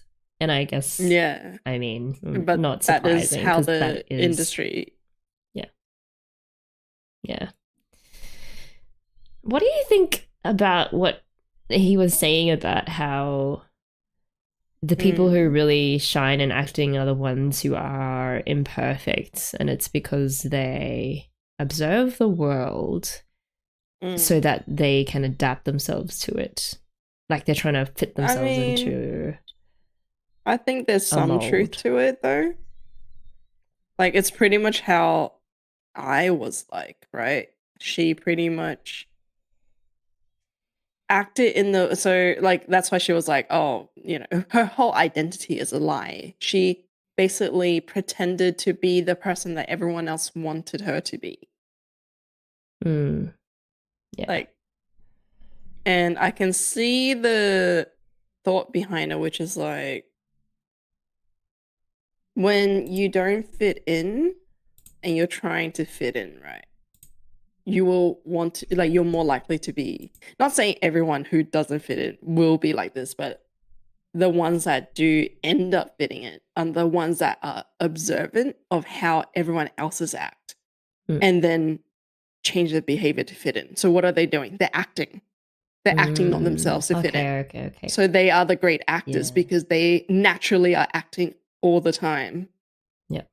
And I think that's what he means is like the people who are flawed and don't fit into society are already trained to act to fit in. Yeah. I guess, yeah. And I feel like going one layer below that like the people who don't fit into the world are normally the ones who are damaged in some way because yeah, that just seems like that's the message. No, I don't know. No. I think it's more that they're the people who are damaged, broken, suffered, or who have suffered, abuse, maybe not necessarily damage, but they've definitely suffered. Like well, I mean, that is trauma, damage. like trauma, suffered through trauma, I guess. But it's like you have the category of people who went through trauma, but then it splits off into, do you know how to cope, right? It's like there's the people who can't cope, and then there's the people who can cope. But what is coping? Yep. Coping is basically pretending to be fine. Then you're not dealing. Okay, maybe there's a third category where they actually go see a therapist and actually improve. But that doesn't exist in this world. That doesn't exist in this world. But the group that is coping, they're pretty much acting, right? They're basically pretending that they are fine. They're pretending so that other people don't realize that they're not fine. Yep. Okay, so they're acting all the time. Yeah. And I think that's what he means. Yeah. Yeah. Okay, yeah. So what No Name said, it makes sense if someone who is acting full time, like it makes sense if they'd be pretty good at it. Yeah, okay. Yep. Yeah. Yep, that makes sense. I mean, speaking of pretending, the scene where they resurrect Akana's character on the stage, and then for Aqua, he uses the scene that he's imagined probably millions of times in his head of I coming back to life to inject the emotion for that scene was super sad. Like, it's super sad. It's super depressing. Yeah. I thought it was brilliant. It's brilliant in terms of like meta, story narrative, but also super depressing when you think about it, how he must have felt the number of times that he dreamt that was not reality, and then waking up to be like, no, this is still reality. Yeah. And how devastating it would be to every time being like, I wish that you would wake up and she was just alive. So don't you think that he's just on this inevitable path towards ultimate destruction? Because every time you imagine that and then wake up, or not wake up, but realize that, or know that it's never going to happen, doesn't that just damage you just a little bit more? And then until he's ultimately just a husk. Which is what he is basically right which now, is what he is now, right? Like, he's still on this path of vengeance because of the scene, right? Because he can't get over the fact that no matter what he does, I will never return. Yeah. And that eats him up inside. Who else is damaged? Oh, sorry. Keep going. Ruby is there. I thought it was interesting because, like, you remember how we were talking about, that ghost, that black shadowy thing is the doctor, but then this scene in actuality, it's child him, right? It ended up not being the doctor, but actually being him as a child, even though it still probably is some component of the doctor's core memories inside him. But realistically, it's actually just childhood trauma. Yep. Which also makes sense, Yeah. Which I thought was done well. Yeah. How they presented it. Who else is damaged? Yeah. Kana. Ruby. Going back to Kana. Ruby's also, if we're going back to I would say Ruby's also very, she would also be traumatized. We just haven't focused on her yet. No, I'm sure we'll get to her though. It seems like we're shifting back to after, because this whole thing is done. Stage play. Yeah.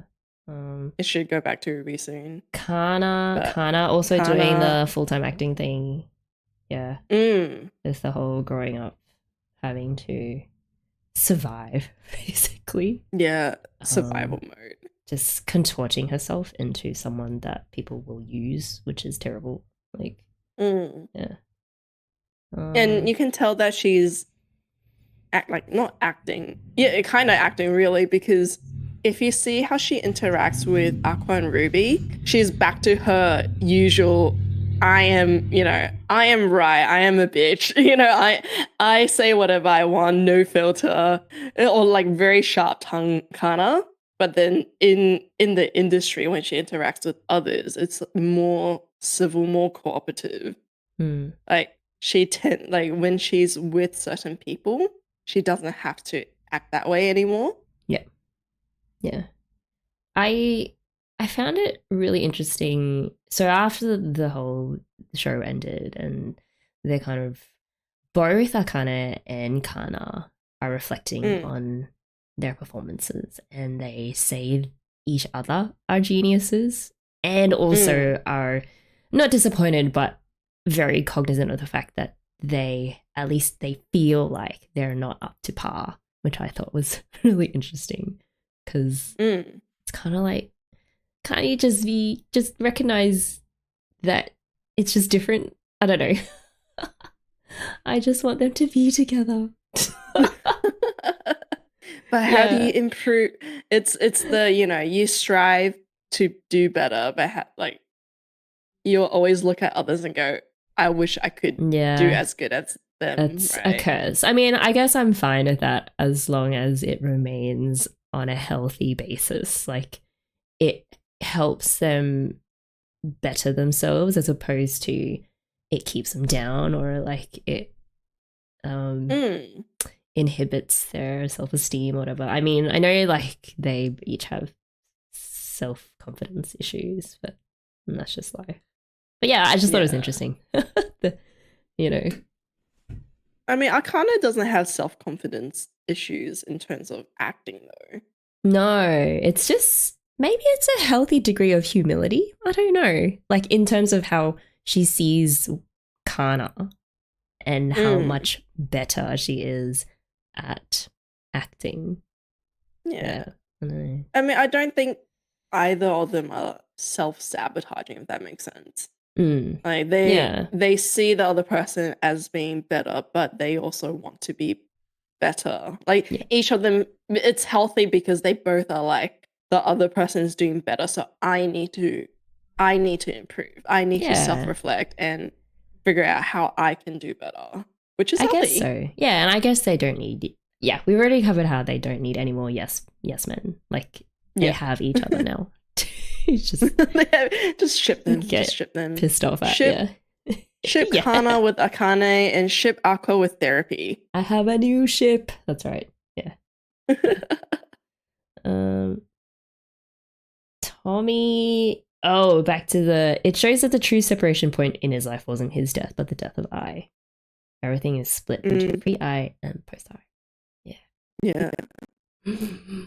I want to know who the dad is. I want to know if it's someone. It's probably someone we've already seen, because it has to be a true shocker. Like, if they introduce someone totally new at this point, it'll just be like, meh. But if it's someone that we've seen, or maybe even seen a lot of, like maybe that his mentor, not mentor, who, can we clarify who Aqua, like the guy who's been like watching. He's a director. He's a director. Yeah. He's a director. He was a director for one of the films that I was in. It's probably not him, but if it was him, I don't know. No, I feel like we kind of scratched that possibility out at some point. I don't really remember. I don't know. Did we? I don't know. Suspicious of everyone now. Every single adult male is a suspect. Who knows? Yeah. He only met I when she was cast in the film. Okay.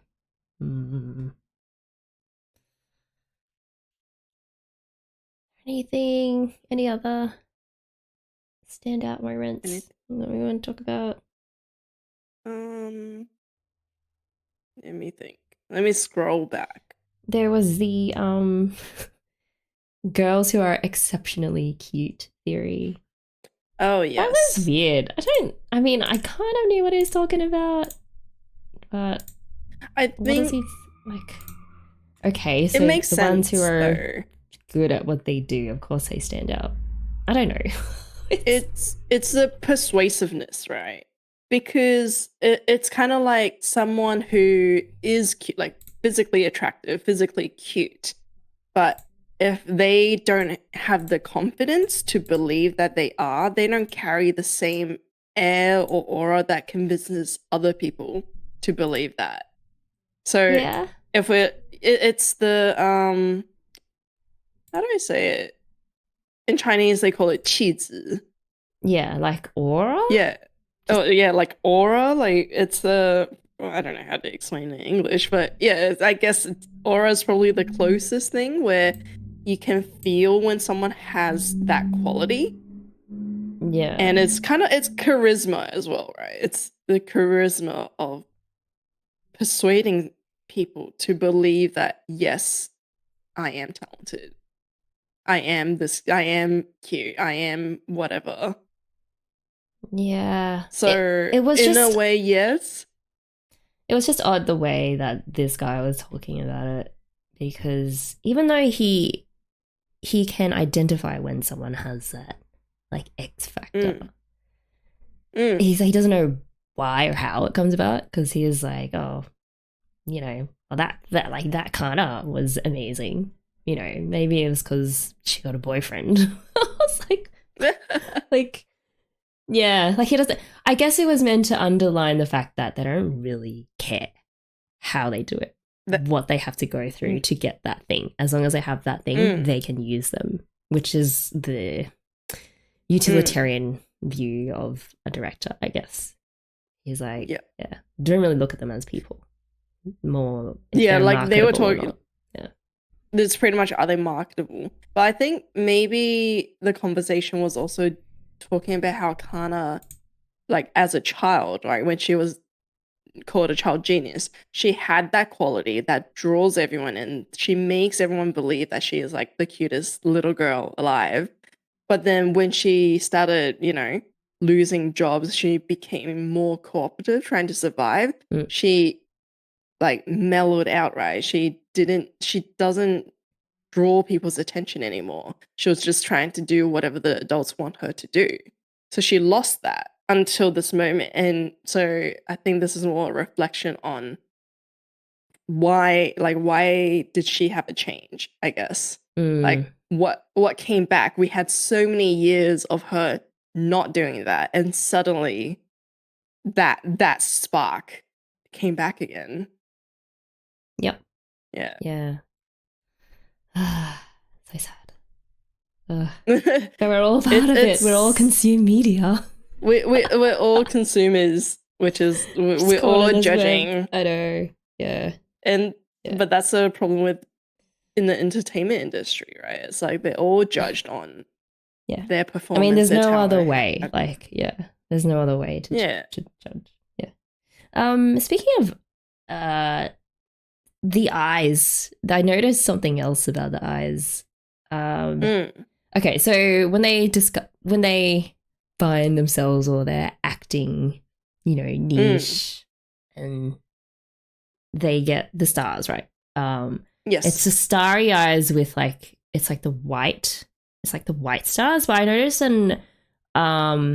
Aqua was embracing his anguish and suffering during that scene when he was fighting, like after Akana's character had died. Yeah. There was a part where it zoomed in on his eyes and there was a star there, but it was completely filled in with black. Yeah. So I was kind of like basically a black hole, like a star that's completely collapsed into itself. And it's just has nothing left. There's no light. It's the complete opposite of light. Yeah. And it's just the complete opposite of dead. shining, right? Yeah.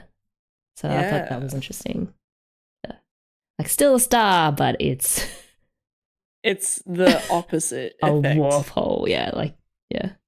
Which I thought was quite scary. Which is again great imagery, like great way of presenting characters and what they're going through. Yeah. I can't believe how well this show does non-verbal cues and imagery and symbolism and music and sound design is amazing. Yeah. It's voice acting is amazing. Yeah. Like honestly, A++ adaptation. I don't know how the author managed to get 2 different series with amazing adaptations, because Kaguya-sama is also like A++ adaptation. If you read the manga and then you watch the anime, it's like, oh my god, they did amazingly well. Different animation companies. I think it's different. Okay. Let me check. Very lucky then, I guess. Anime. Or just lucky enough to find a team that also loves the original work enough to want to do it justice. Yeah.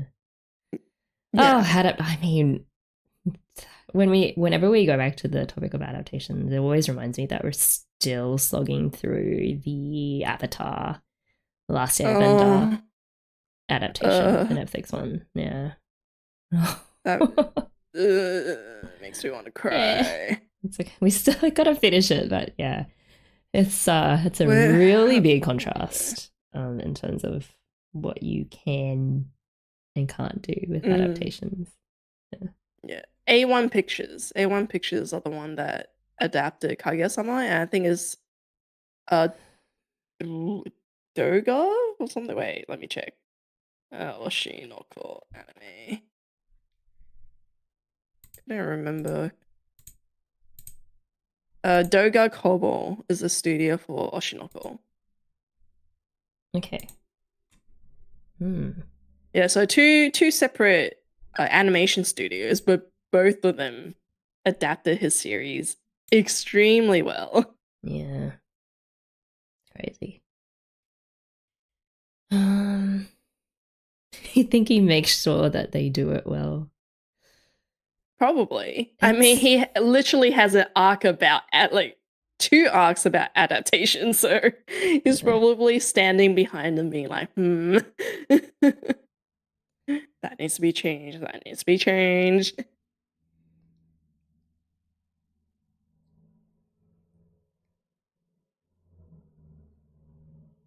What are people saying?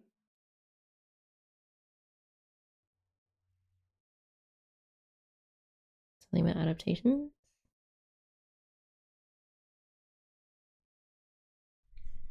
Do we want to talk about the DNA testing? No name was like, Aka's been DNA testing everyone. Oh. I don't know if you noticed. I did, hit the with the labels on it and the cigarette butts and all that. Yeah. That's why I thought that maybe he's found the person already, but maybe not. No, I think it will be the opposite, right? Because why would he keep testing if he already found the person? It's because he hasn't found the person. That's why he's still testing. Oh, no, I thought that, I don't know. But I just, my brain short circuit. I was like, oh, he's got all these things ready and he's found the person. Like, he's done all the testing already and he's got the results. That's why they're showing. Yeah, but probably not. No, wait. Did you see what he said, though? At the end? What he said to Himekawa? At the end of the episode. Yeah, the father, like who your father is. Yeah. So he found his brother. So him and Aqua and Himekawa share the same father. Okay. So yeah. So that he's and then because and then the Black Star. Sorry, but he but Aqua doesn't know who his father is because he was in a children's home. Half siblings. Yeah. He was, because he's in a children's home, so he probably doesn't disclose, don't know who his real father is, right? Yeah. Maybe he does, who knows? Yeah. But I'm saying that Aqua wouldn't have known yet. He only found out that Yeah. Can we fit episode 10? I mean, can we? What are we up to in real time? I think this week is episode 12. Right? Do we need to poll? Do we? Yeah, okay, poll. Do we want to watch? Wait, we do need a break though, if we are. Okay. I don't know how I probably have 5 people here. I don't mind. I mean, it's not too late for us. It's not too late because we don't have like we'll scuff. take a water break. Type yes if yes. Yeah. No, not like a proper, not like a sham audition. But like a proper poll. That I kind of went through. But yeah, we're gonna take a break, water break, toilet break, whatever you need to do, and when we come back, we will decide. Okay. Well, looks like it's a really close poll. Yeah, it looks like we're watching episode 10. I guess next week we can watch 11, 12, 13. Okay, all right. Let me guess that works out. Okay. Yeah. Let's do this. You guys all good for episode 10? Oh, apparently episode 13 is this week, but it's behind schedule. I see. If it weren't 5 a.m., oh no. We did consider like, oh, what if we streamed on the weekend, and then we realized weekend is like even more inconsistent. Yeah. I mean, we'll see. Maybe the next series, maybe. Yeah, we'll see. Maybe if we do every like second or third week and we go through multiple episodes, maybe that's easier to plan. Yeah, like I thought going through multiple episodes would actually be hard, but I feel like it's actually easier than, doing it week by week. Yeah. I guess if we don't have much to talk about, we're just like, oh, next episode. Yeah. Even though there's a lot to talk about, I feel like I could go back to each episode and go, actually, we could comment so much about the animation, the colors, the voice acting, the music, how it all synergizes so well together.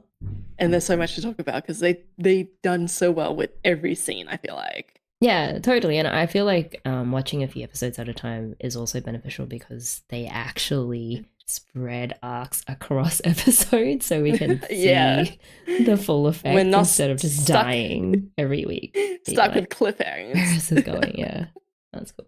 Yeah. Okay, we should start episode 10. Last one. The actual last one. In 3, 2, 1, play.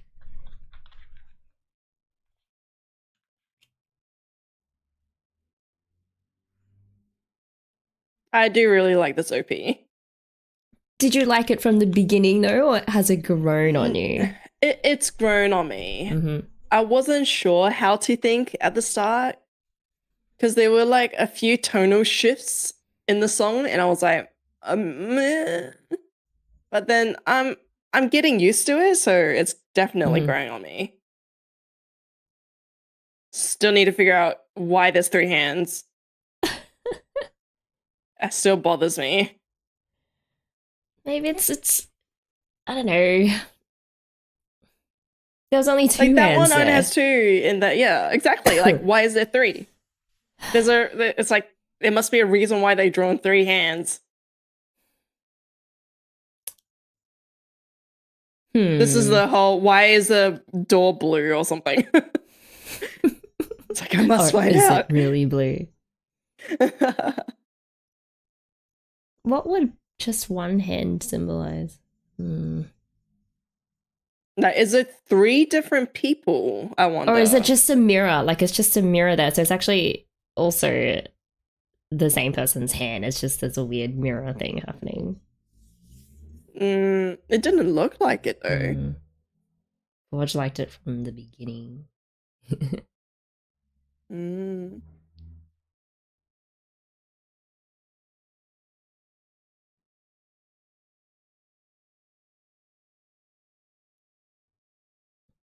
1.5 hands in a mirror. Hey.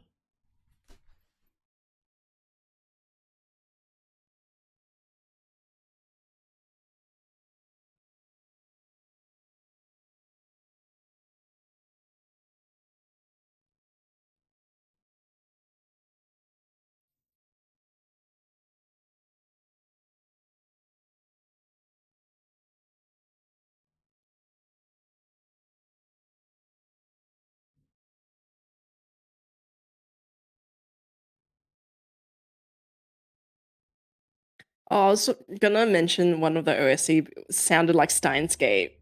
in one of the Oh. episodes.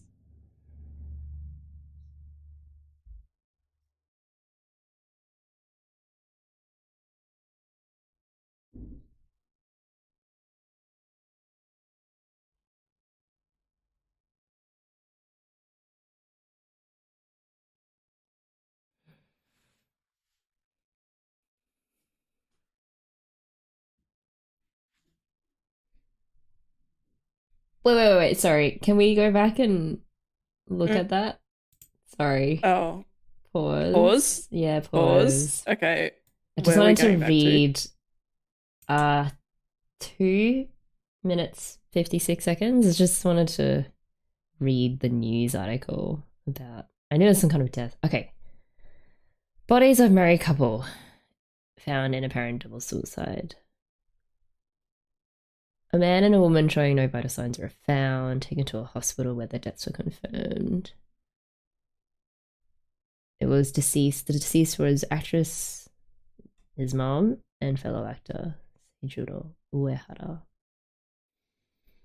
Okay. Sorry, just had to read that. I feel like that was Yeah, that's important. okay. Okay. Yeah, it's good to restart. I'll count down again from 2 minutes and 56 seconds. Okay, 3, 2, 1, play. Super dodgy.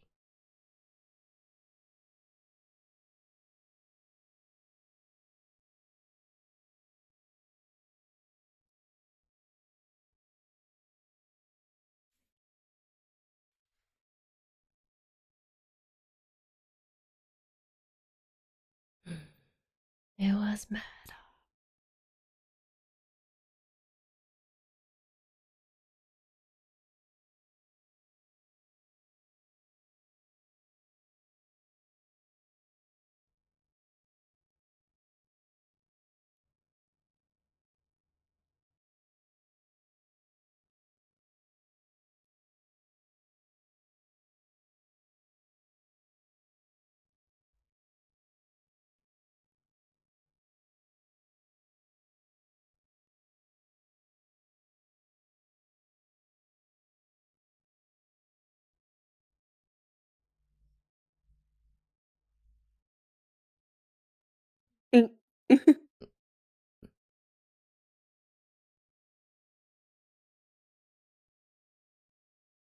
Wait.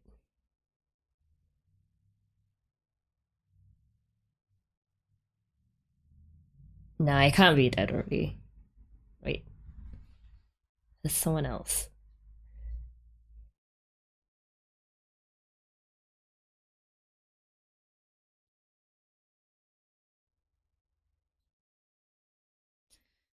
Ugh, it's so sad. He's like 20, but he's talks like an old man. Yeah. Just life. Life has been hard. Mm.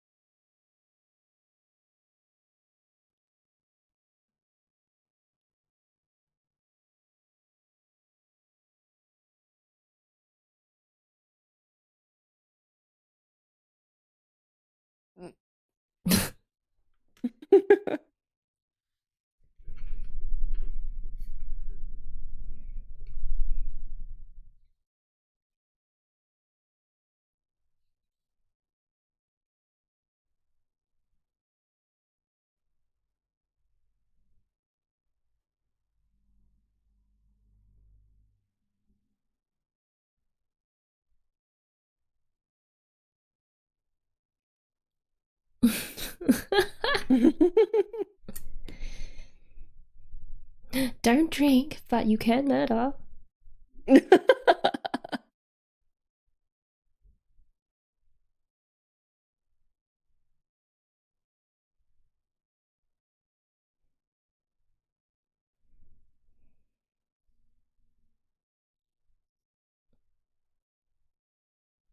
No, it's too easy.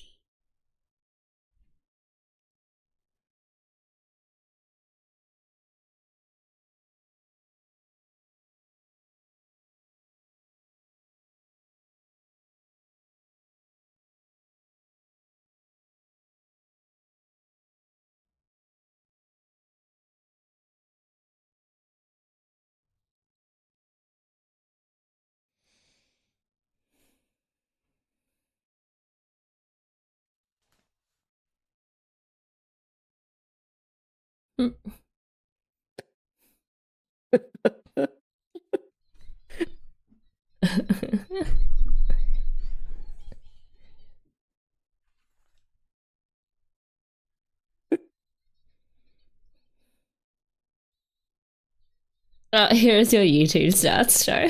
Yeah.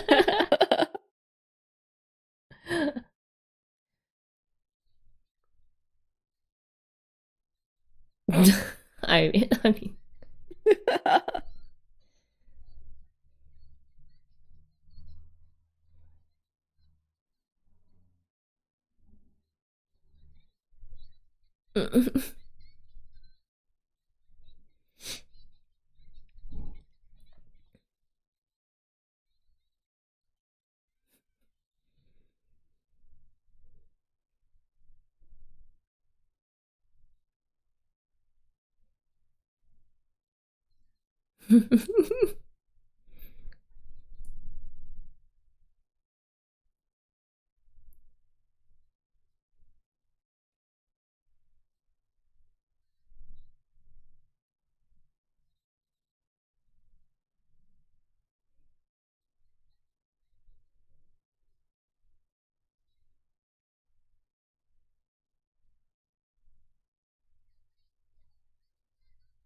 Oh god.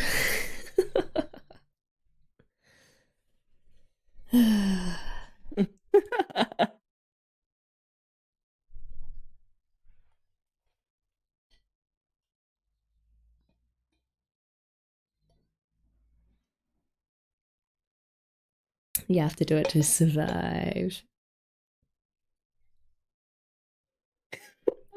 Oh my god. She's so real. Too real. She immediately jumps in.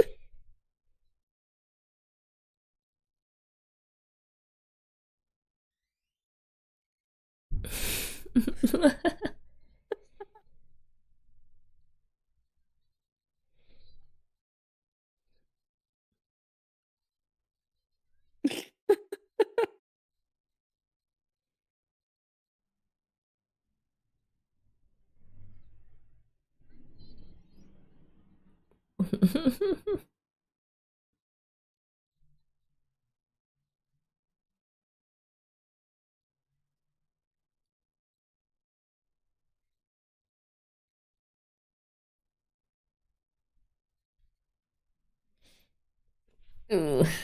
Mm.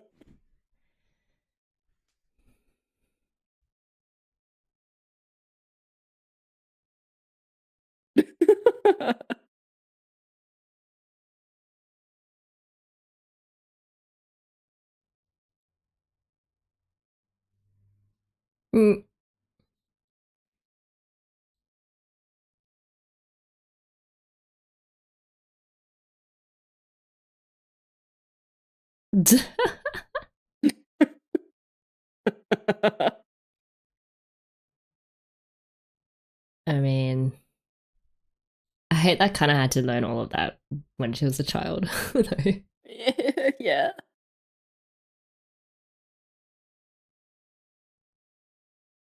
And the thing is, Kana probably had to deal with her own finances because her mom was like in the dumps. Well, it's like all those stories about child actors who end up bankrupt when they turn adults because their parents did not manage their money or stole from them. Yeah. Like the Home Alone actor. Mm.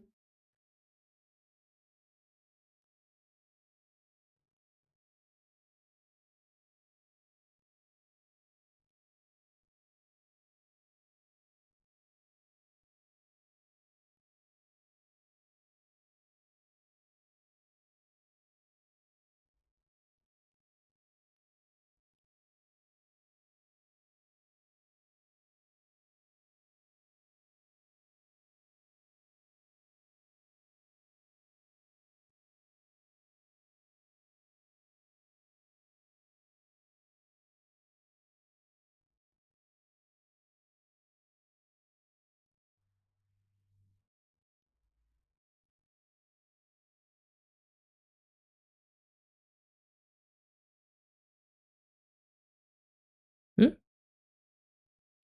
She They died didn't before the discover. doctor died, Oh, and they couldn't find the body. So he's considered missing. how did they not find the body? I mean, okay. I mean, I Mm. think they were in a forest or something.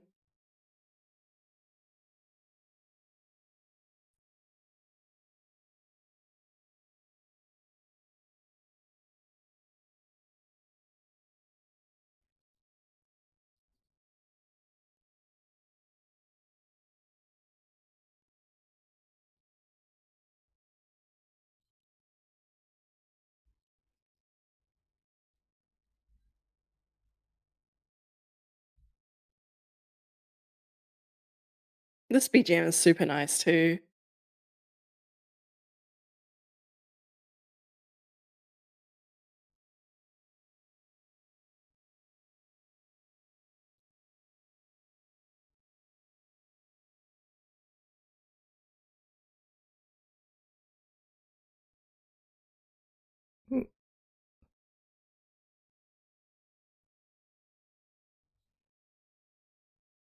Uh, she's a spreadsheet girl. Yeah. Oh my I mean, she handled her own YouTube channel yeah.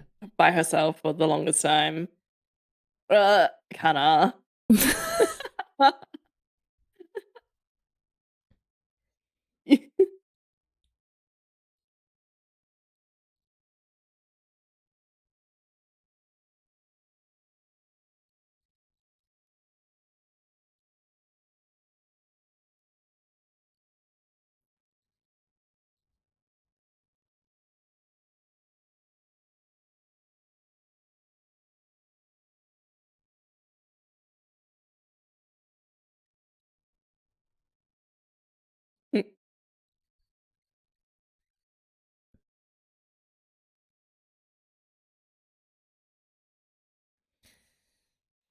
Ooh.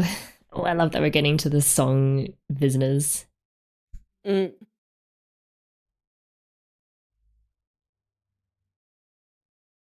Probably some big name. Not necessarily good.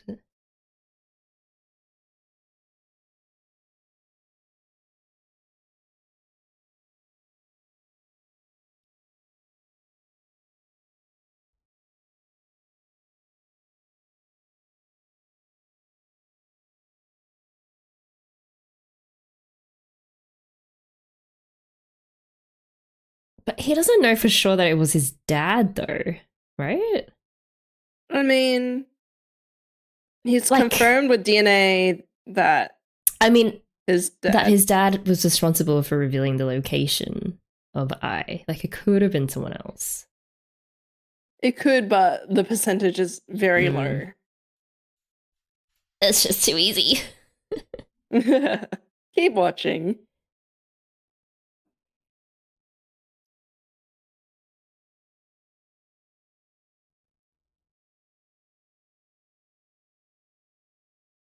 Mm.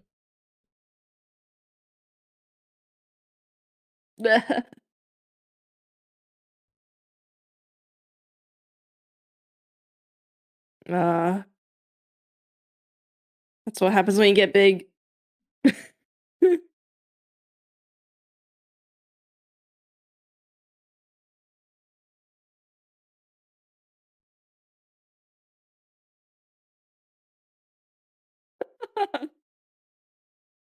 Wow. Tantrum.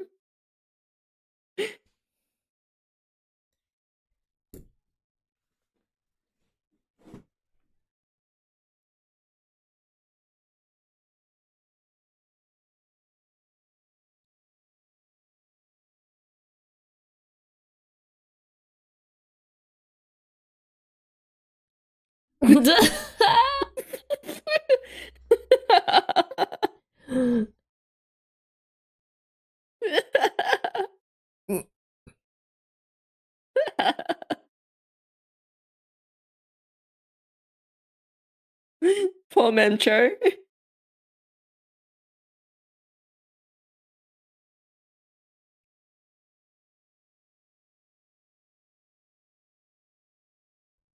But what are they gonna do? Just like bother him until he bends.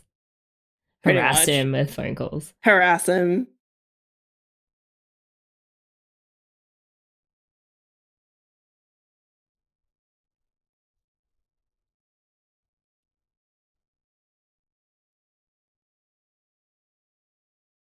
It's an interesting voice.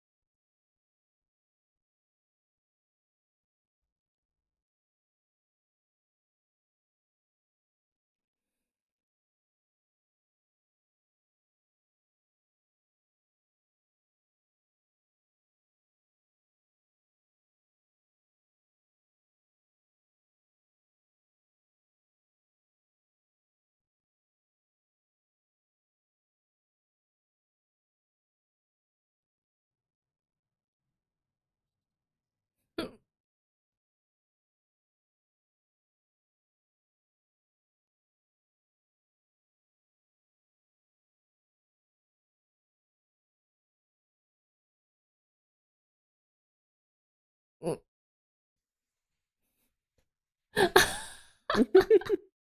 my god. Fresh blood. Drink it in. I mean, it's like inspiration. It right? is. It is.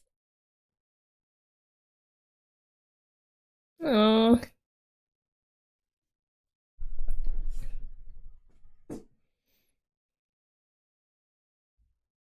This is so dramatic.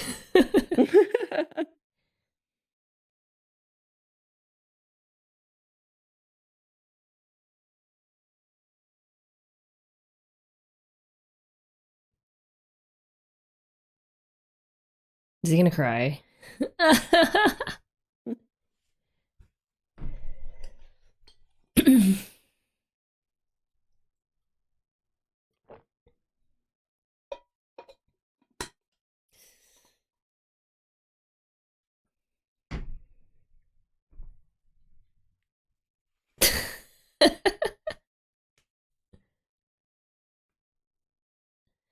Oh yeah, maybe it did remind him of I. Yeah.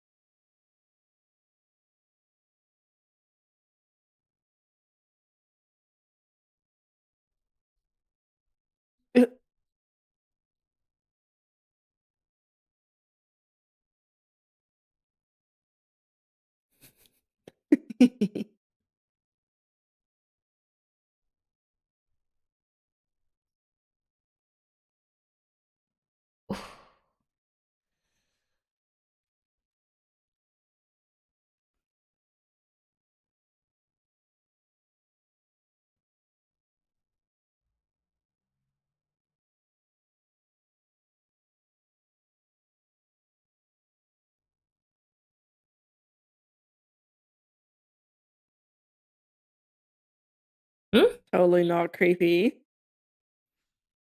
Who dat? Don't know. I mean, crow is never a good sign. says the raven. I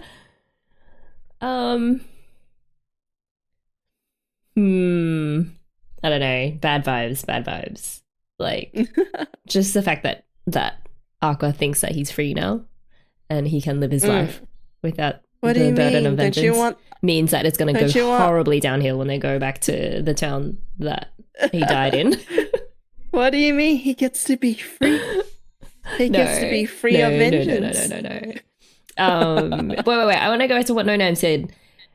It's true. Like, he only thinks that his half-brother's dad is his half-brother's dad. Okay, No Name definitely put it better. Pretty sure Aqua just knows that the brother thinks that is his dad. Yeah, and I was like, yes. So somehow it's no coincidence that they died prematurely. It was definitely murder. Whoever is actually the father didn't want the news to come out or something, and so he had to cover his tracks. I don't know. So he killed them both. And he tends to kill people. He tends to kill them if they know too much, or I don't know. Yeah. Just tying up loose ends. There's definitely someone out there. Conspiracy theories. No, I'm joking. Yeah, there's definitely someone, behind it all. Yeah, exploiting young adult actors.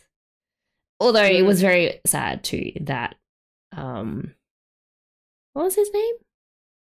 Himekawa? Taiki. Yeah, Himekawa. Himekawa Taiki. That his dad, well, who he thinks is his dad, potentially may not be, was actually also an awful person as well. Like, yeah. Yeah. So it's just sad all around. It's all, just everyone has a depressing life. Yeah.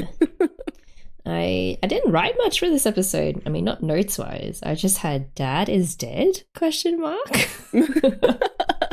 That's all I had. It's like, is he truly dead? ?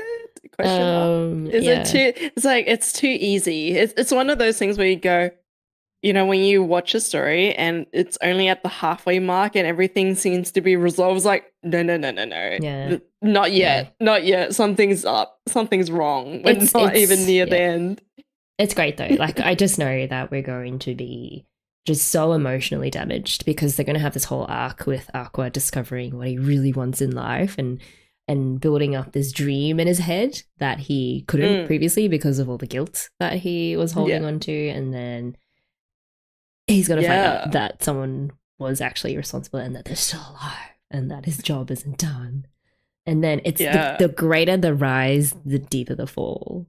So, yeah. Like, we're finally going to see Aqua being Aqua without any of that burden, right? And this is going to be soul crushing. Yeah. So, yay, there's that to look forward to. So what are your thoughts on, like, the music creation and, like, struggling with creating new music because you've been doing this for, like, decades? And I mean, I agree with, like, people who, like, so cheesy the way it just happened so quickly, like how he was instantly transformed and reinvigorated by seeing that short message from Ruby. I mean, I'm not a songwriter, so I don't know personally the trials and tribulations of song creation. Because I only dabble in songwriting recreationally. I know people who do composing, maybe not full time, just part time, like kind of, you know, doing the playing in pubs scene, like full time musician, and trying to get the original stuff out. And so I kind of know the struggle like vicariously. But yeah, at this point, this guy has written hundreds of songs. Yeah, or more. Because if he's well known, that means other, you know, agencies, other studios, other artists would be like, "Oh, please compose, please write a song for us," right? Yep. And the more popular you are, the more you have to write. Yep. And I love that they had that. So this shot where they had the outline of his head, and it has like life, love, dreams, hardships, all this like stuff that you can write about in life. Brainstorm. But then, yeah, after a certain point, like you've basically written the whole spectrum already written of human life. Yeah. And there's only so much life that you've lived. Only so many books you can consume and movies to be inspired by, and then it's just dry. I like the line that he was like, "Oh, I made another song out of muscle memory." Like he made another boring. Oh, I need to go back. I made a dull tune from muscle memory. It's like because you've written so much, right? At a certain point, anything you write is not creative anymore. It's just like, oh, I just wrote the same song again, and it's boring because it's not new. It doesn't spark anything new. So it's like, well, it's like it may not be boring for other people, but as a creator, it might be boring for him. It's like, I went by, it's just. You go? I could never. Sorry, I just read Borges' text. I wasn't even going to mention any names, but I kind of just admire that this songwriter recognizes that, just that sort of self-reflection and having a standard for himself that probably only he really knows or can feel. I think that's admirable, like just wanting more out of yourself, because you know there's probably a lot of people being like, oh, that's fine, or oh, just like, you know, do your thing, I don't, you know, but he knows that he's churning out stuff that's probably like you said, from muscle memory. I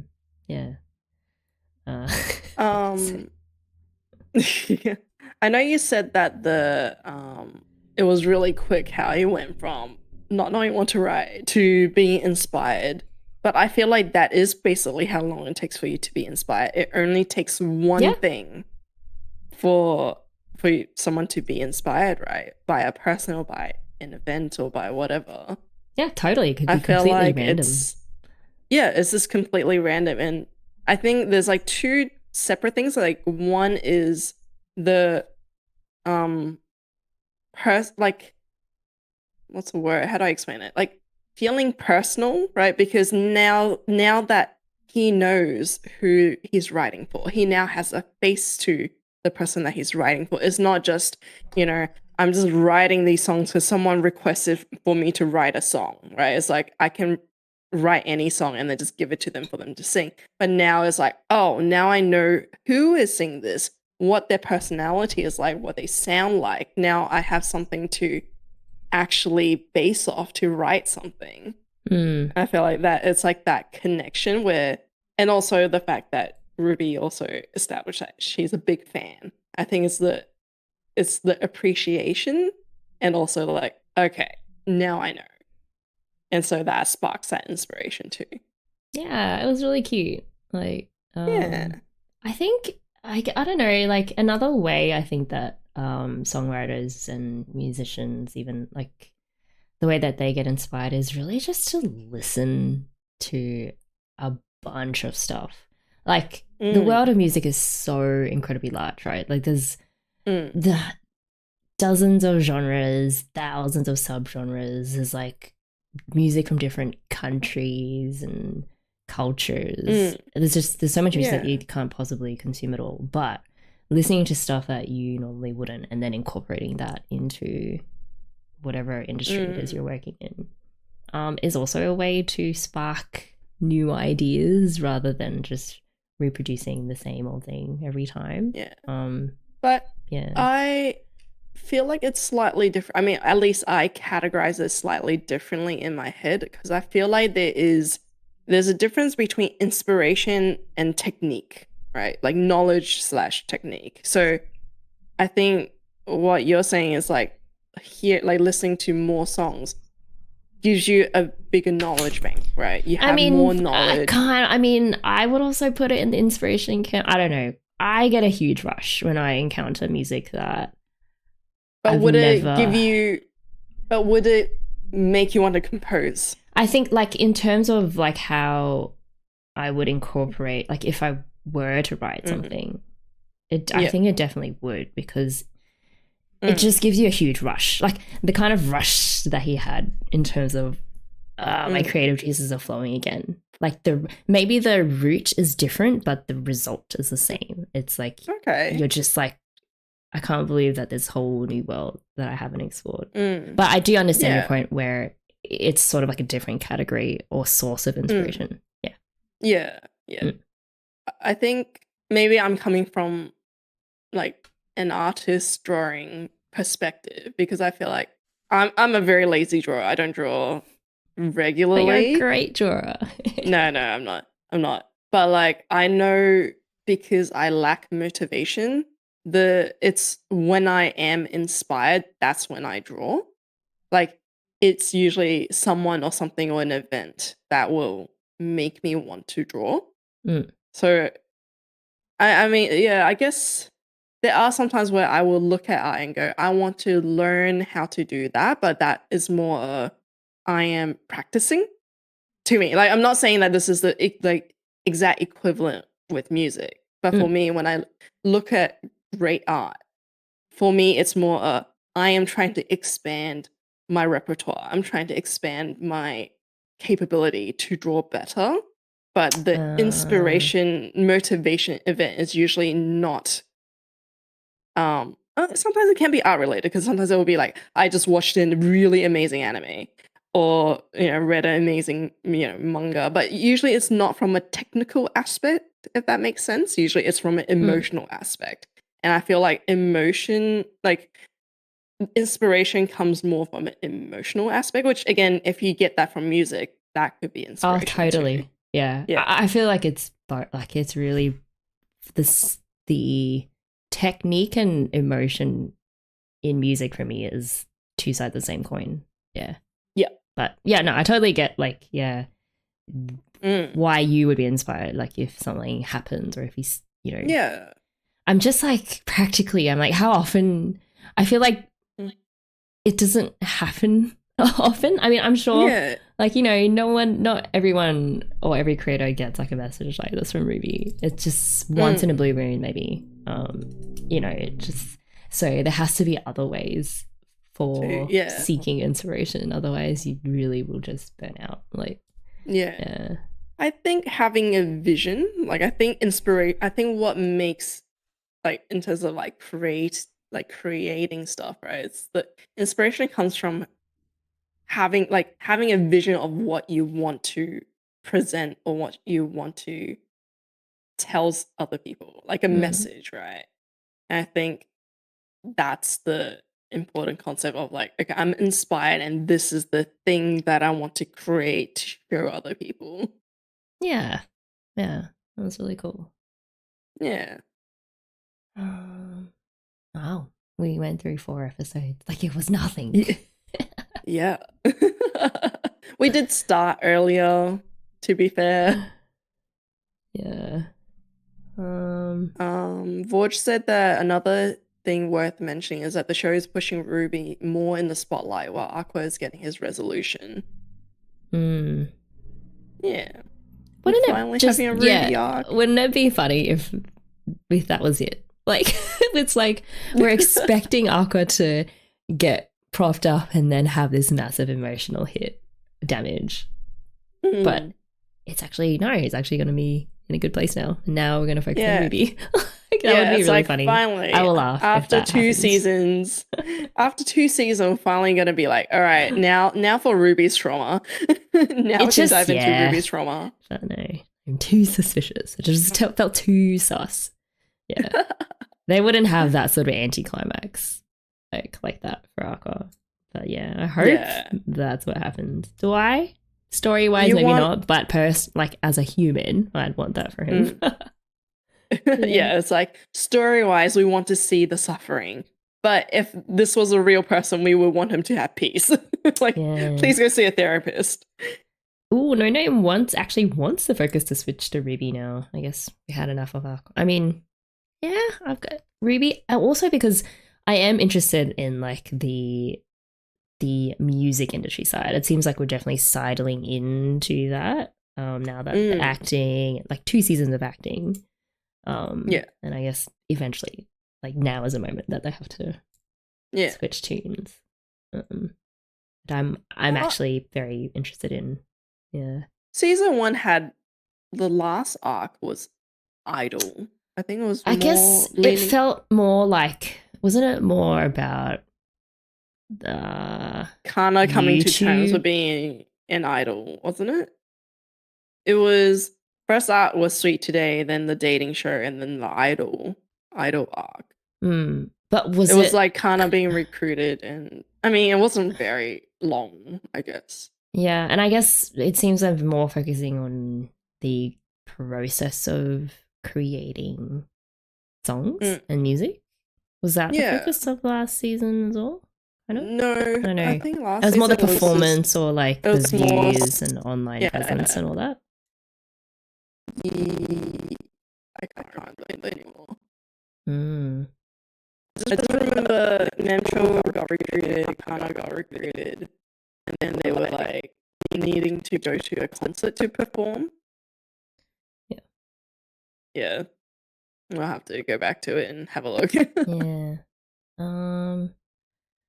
Tommy says, oh yeah, even the drummers say you should just listen to more stuff. Yeah, it's a very common like advice for people who are just stuck creatively. Aqua lost a star in his eye, but Ruby still has it. Did not notice that actually. And no, actually, said that Ruby knowing the doctor disappear opened a lot of questions. Yeah, so I think that was it the first time? I remember Aqua looking up himself and that he couldn't find a death report. I remember in season 1, he tried looking himself up and he couldn't find anything. And so now we have Ruby trying to look him up and calling the hospital to be like, where did he go? And I think this is the first time that they're like, oh, actually, he went missing. So we don't really know what happened. Like, he was never found, I guess. Yeah. Is the implication is that no one actually found his body? And guess where we're going next? We are going back to that area. With creepy forest girl. Yeah, creepy girl with the white hair. I don't know. And creepy laugh. I'm just waiting for this show to suddenly do like a 180 and just become creepy horror fantasy like world. I mean, haven't we already lived through it? We literally have reincarnation. Yeah. But it'll be like, I don't know, Aqua, the doctor actually didn't exactly die, and now like he's this soul wandering around the forest trying to like seize control of a body now that Aqua's gone back in this young body. I don't know. Yeah. But yeah, that is it for tonight. Yeah. So we'll be on track next time, whenever that is. Next week? Yeah, I think I'll probably do next week. I think so. Yeah, so we will do 3 episodes next week. And that'll be it for And that season should 2. bring us to the finale, yeah. Yay. Did we know anything about season 3? Probably too early. No. Okay. I don't think so. I mean, it'll probably be a while before they even greenlit season 3, if there is season 3. Okay. Yeah. And the manga is still It's still chugging along. ongoing. It's still chugging along. Okay. I will refrain from commenting because I'm sure there are people who haven't read the manga yet. Yeah. Well, I mean, I haven't, so. Yeah. Anyway, thank you guys for coming again. Yeah. Next. Oh, we should totally do the OP and ED like frame by frame. You mean after we finish season 2? Yeah, after we finish, we'll be like, okay, what was in it? Yeah. Manga is so good. You wish you waited interesting. to see the anime first. Wow. Really? I actually I would have preferred reading the manga first. Because I feel like the anime actually elevated the source material that I would actually be more disappointed when I read the manga. It's the same where when the source material is so good and the adaptation is like not as good, it's like, oh, you feel disappointment that, oh, it's not that great. But this is like the reverse. I'm not saying that the source material is not good, but the adaptation actually did so well that I think if I went from anime to manga, it's like, eh. Like a rare case where it actually elevated the original. Yeah, like I actually appreciate the anime even more because I know the original, and I had the same feeling with Kaguya-sama. It was such a okay. I definitely can tell that one, the studio and the animators love the source material. Like you can tell when they know the source material well and present it visually. It's like they know how to translate it and they know the source material well enough to know this is what will work. But watching season 1, episode 1 without knowing is way better. It's not as shocking in the manga. Yes and no. I feel like there's two I can't understand. But see, it's fun for me as a manga reader because I get to watch everyone else lose their minds over it. That doesn't count. That was fun. Okay, does not count though. I feel like personal preference. I feel like it counts. The manga, there were interviews that hinted to Ai's death. Yeah. I think it did well. I don't think it hinted so much that you would see it coming. Or at least not that early. It was like because they're all grown up. So I think when I was reading it, I assumed that she just aged out of being an idol. And then now it's like, okay, now it's a kid. So in the manga, what's different with manga versus anime for episode 1 is that in the manga, there are the first 10 chapters or so had flash forwards. So you know how at the start it was like starting with I being at the hospital and then eventually giving birth, blah blah blah, and then leading up to I's death. During that period, at the start of every chapter, there's like a page or two of flash forward. Oh, I think it was just one page of flash forward doing like, oh, this is what Aqua and Ruby are like when they're older. So they kind of hinted that, okay, the kids, because it's Oshinoko, your Oshi's kid, it's a pun, are going to grow up into the idol industry. So, so you kind of had hints of the story going down that path. So I don't know. I didn't see I dying when they were kids. I guess that didn't cross my mind. Okay. Yeah. Anyway, we have to call it a night because it's getting late. Oh yeah. Yeah. Okay. But yeah, you can if you guys have any extra insights and stuff, just add it to the VOD that will come out. Yes. Sometime. And we will sometime. There's actually a really a comment on the video, the last VOD. Yes. But I mean we can talk about it next time or it's a bit late. Well, Yeah. I mean, let me have a read because I didn't get to read it. Let's bring it up. Oh, actually, no, I did read it. It's the Shadow Turtle talking about how the similarity of the characters with the roles that they play in the theater and how yes, the parallels. Yeah, the we parallels. talked about Yeah, that tonight too. Yeah, characterization, their feelings. Yeah, it's really strong parallels between them. Yeah. Yeah, Okay. which is really cool. Really well done as a narrative. Structure I'm gonna presentation. miss that theater. Like, I know, right? I would say Tokyo Blade is still my favorite arc in Oshinoko. Yep. Yeah. Yeah, like they covered so much. They covered so many different characters, so many character development, or the things that we know, like their backstory for why they are who they are. Yep. Right? It's like we learned about Akane's like fangirl moments about Kana, like why she is so focused on Kana and her acting style. So we learned why she does method acting. We learned Kana's history of her growing up with her mom putting so much pressure on her. Abuse, effectively. And neglect.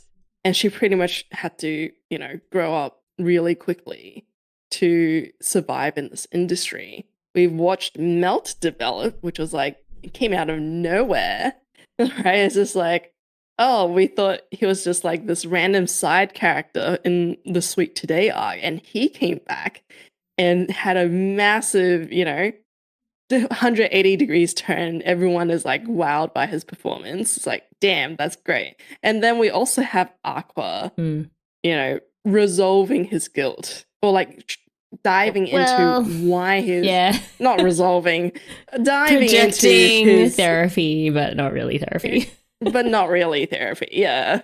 But also explains why he's the way he is. It's just like this arc covers so many of these characters, and we learn so much about them in amazing ways. Oh, no name has to go to work. Thank you for coming. Okay. Thank you for coming. Have a good day. Thank you. And thank you everyone else. Good night. Yes, good night. And yeah, it's too easy to watch these episodes, so no worries. We'll be back next week. Yes. All right. Enjoy your day or night, and see you next time. Bye.